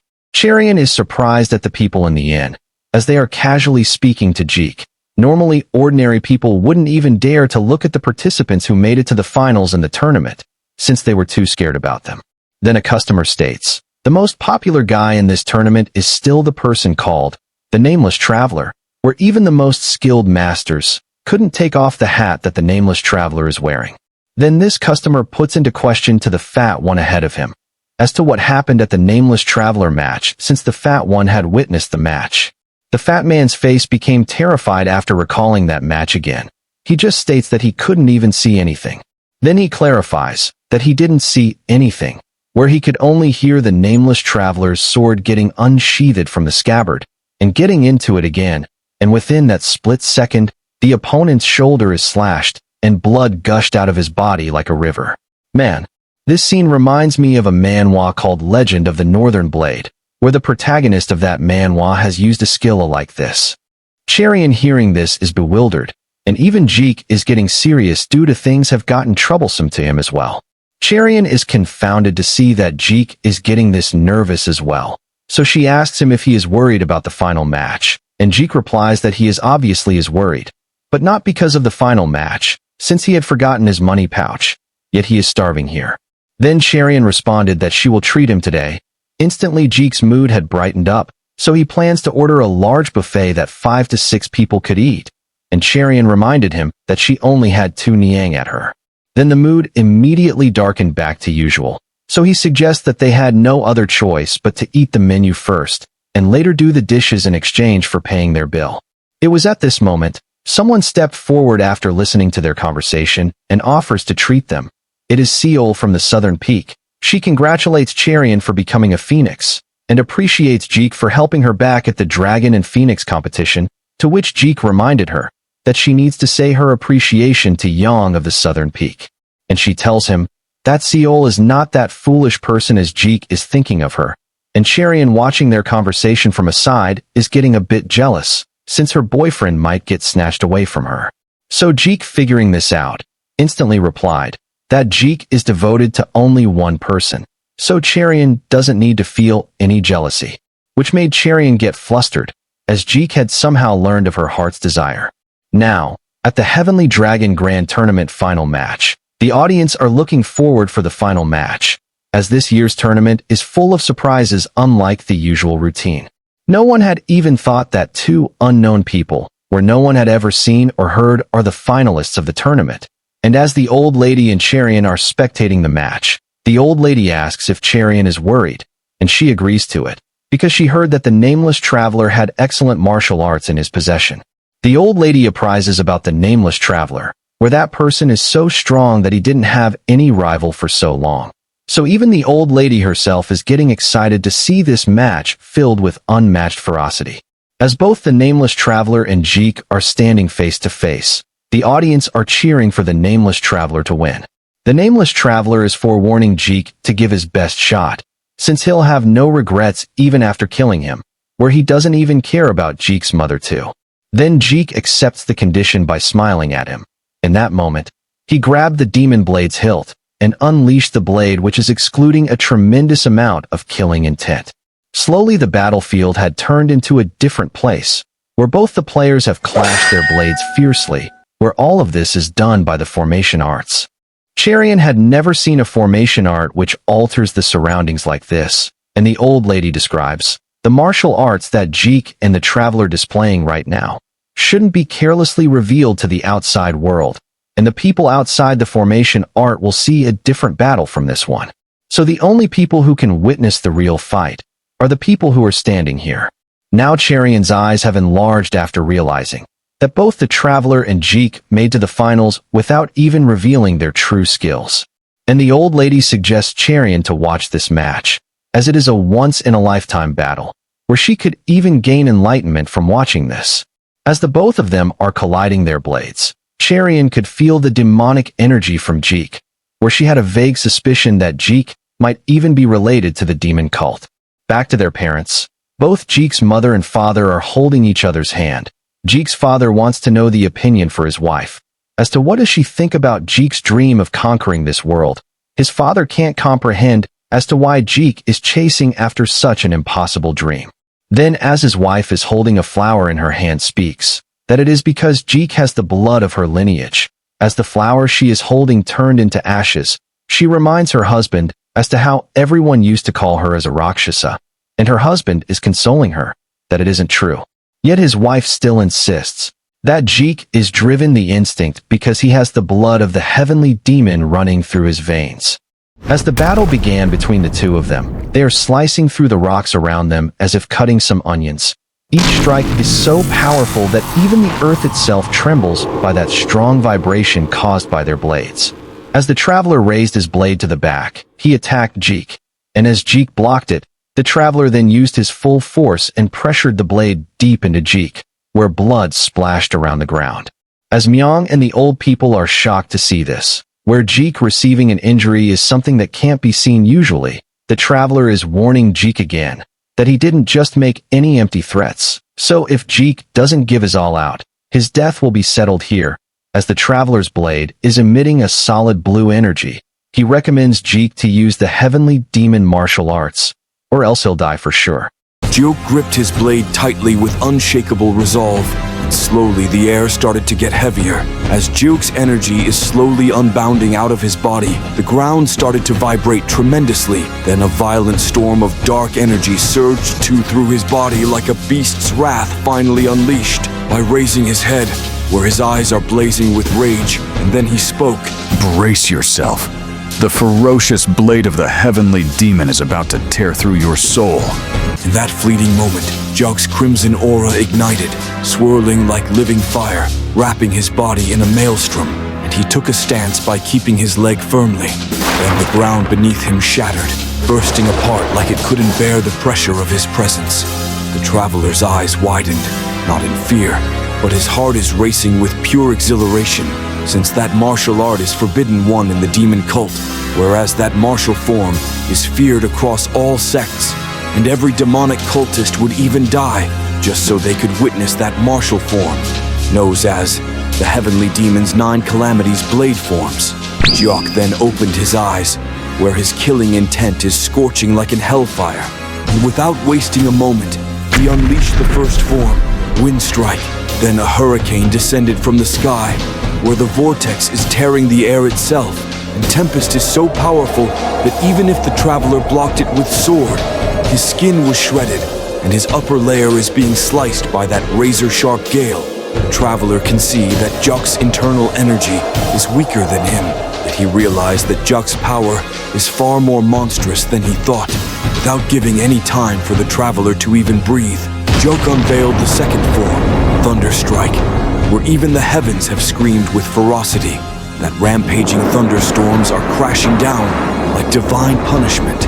Jeok in the sky had his eyes locked on the traveler below, where the entire land had become a graveyard. The traveler then hurled himself at Jeok, and when their swords collided, the both of them looked at each other and are experiencing the thrill of battle as their blades are conversing. In the heat of that moment, they clashed over hundreds of times in lightning speed, where Jeok's crimson aura is rivaling the traveler's violet aura, that both the heaven and earth are shuddering from their blows.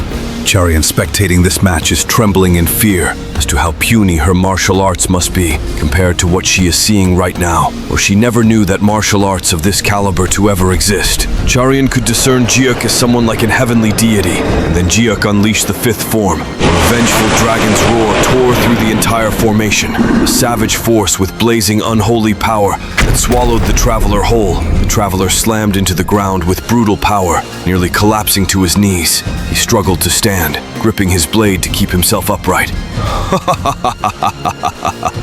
A deep laugh erupted from him, a sound born of fierce respect and exhilaration. Finally, a fight worthy of the heavenly demon bloodline. He knew now without doubt Jeok was truly the descendant of the heavenly demon. As Jeok sighs down, the battle was far from over. The true climax was just beginning.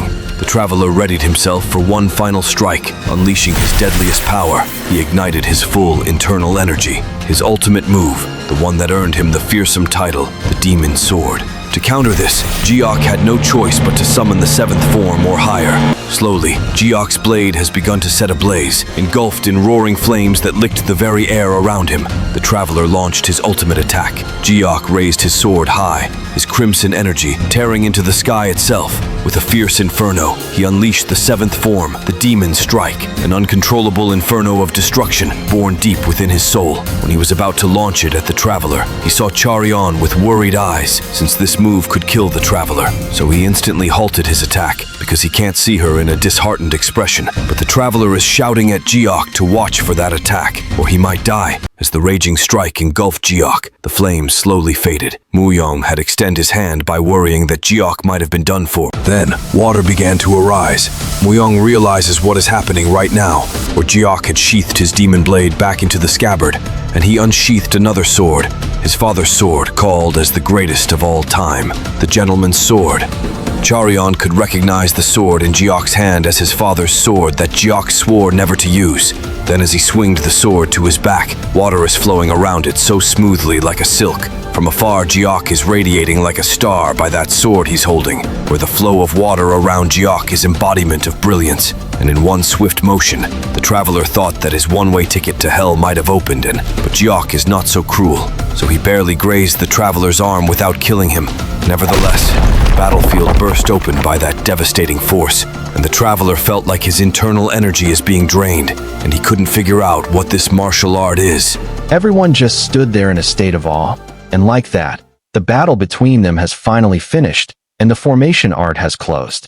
Outside the formation art, at the main platform, a huge wind is sweeping around, and no one could even see what is happening all of a sudden, as the entire area is filled with dust. Charion and the old people were all back to the main world. And then the audience could finally see what is happening at the podium, where the traveler is on his knees, and even his bamboo hat was taken off. Jeek then handed over the bamboo hat to the traveler, since his identity shouldn't be revealed. The traveler is pondering that if Jeek hadn't held himself back and used the seventh form of the demon blade, the traveler would have already been dead right now. As the traveler took hold off the hat, he is mumbling that it is a pity, since didn't get the chance to witness the seventh form, and as a demonic cult member, it wouldn't have been a dishonor for him to die by the 9 calamities technique. Lady Seol of Southern Peak, the military advisor of the Northern Heavens, the Southern Peak Alliance leader, the Northern Heavens Alliance leader all have completely flabbergasted by the outcome of the tournament, where Jeek Legion, the youngest victor that Heavenly Dragon tournament had ever seen. Everyone is conversing that a new hero has been born in Jianghu. Like that, all the audience are starting to call the name Jeek Legion. As you have seen in the middle of the video, I have mentioned a manhwa, where the protagonist's father had to sacrifice his own life to protect his son. Like that, the protagonist then started to grow up by learning the most powerful sword techniques, and sets his goal to avenge his father. Trust me, this manhwa is not something you should ignore. If you want me to make a recap out of this manhwa with mind-blowing visuals, voiceovers, and background music like you have seen right now, comment in the comment section the legend, and I'll for sure make a recap out of it. Moreover, if you have a specific manhwa in your mind, just comment it, and I'll be sure to recap it. So until then, watch more intense-filled manhwa that I have made, and be sure to subscribe or you might never see me again. Thanks for watching.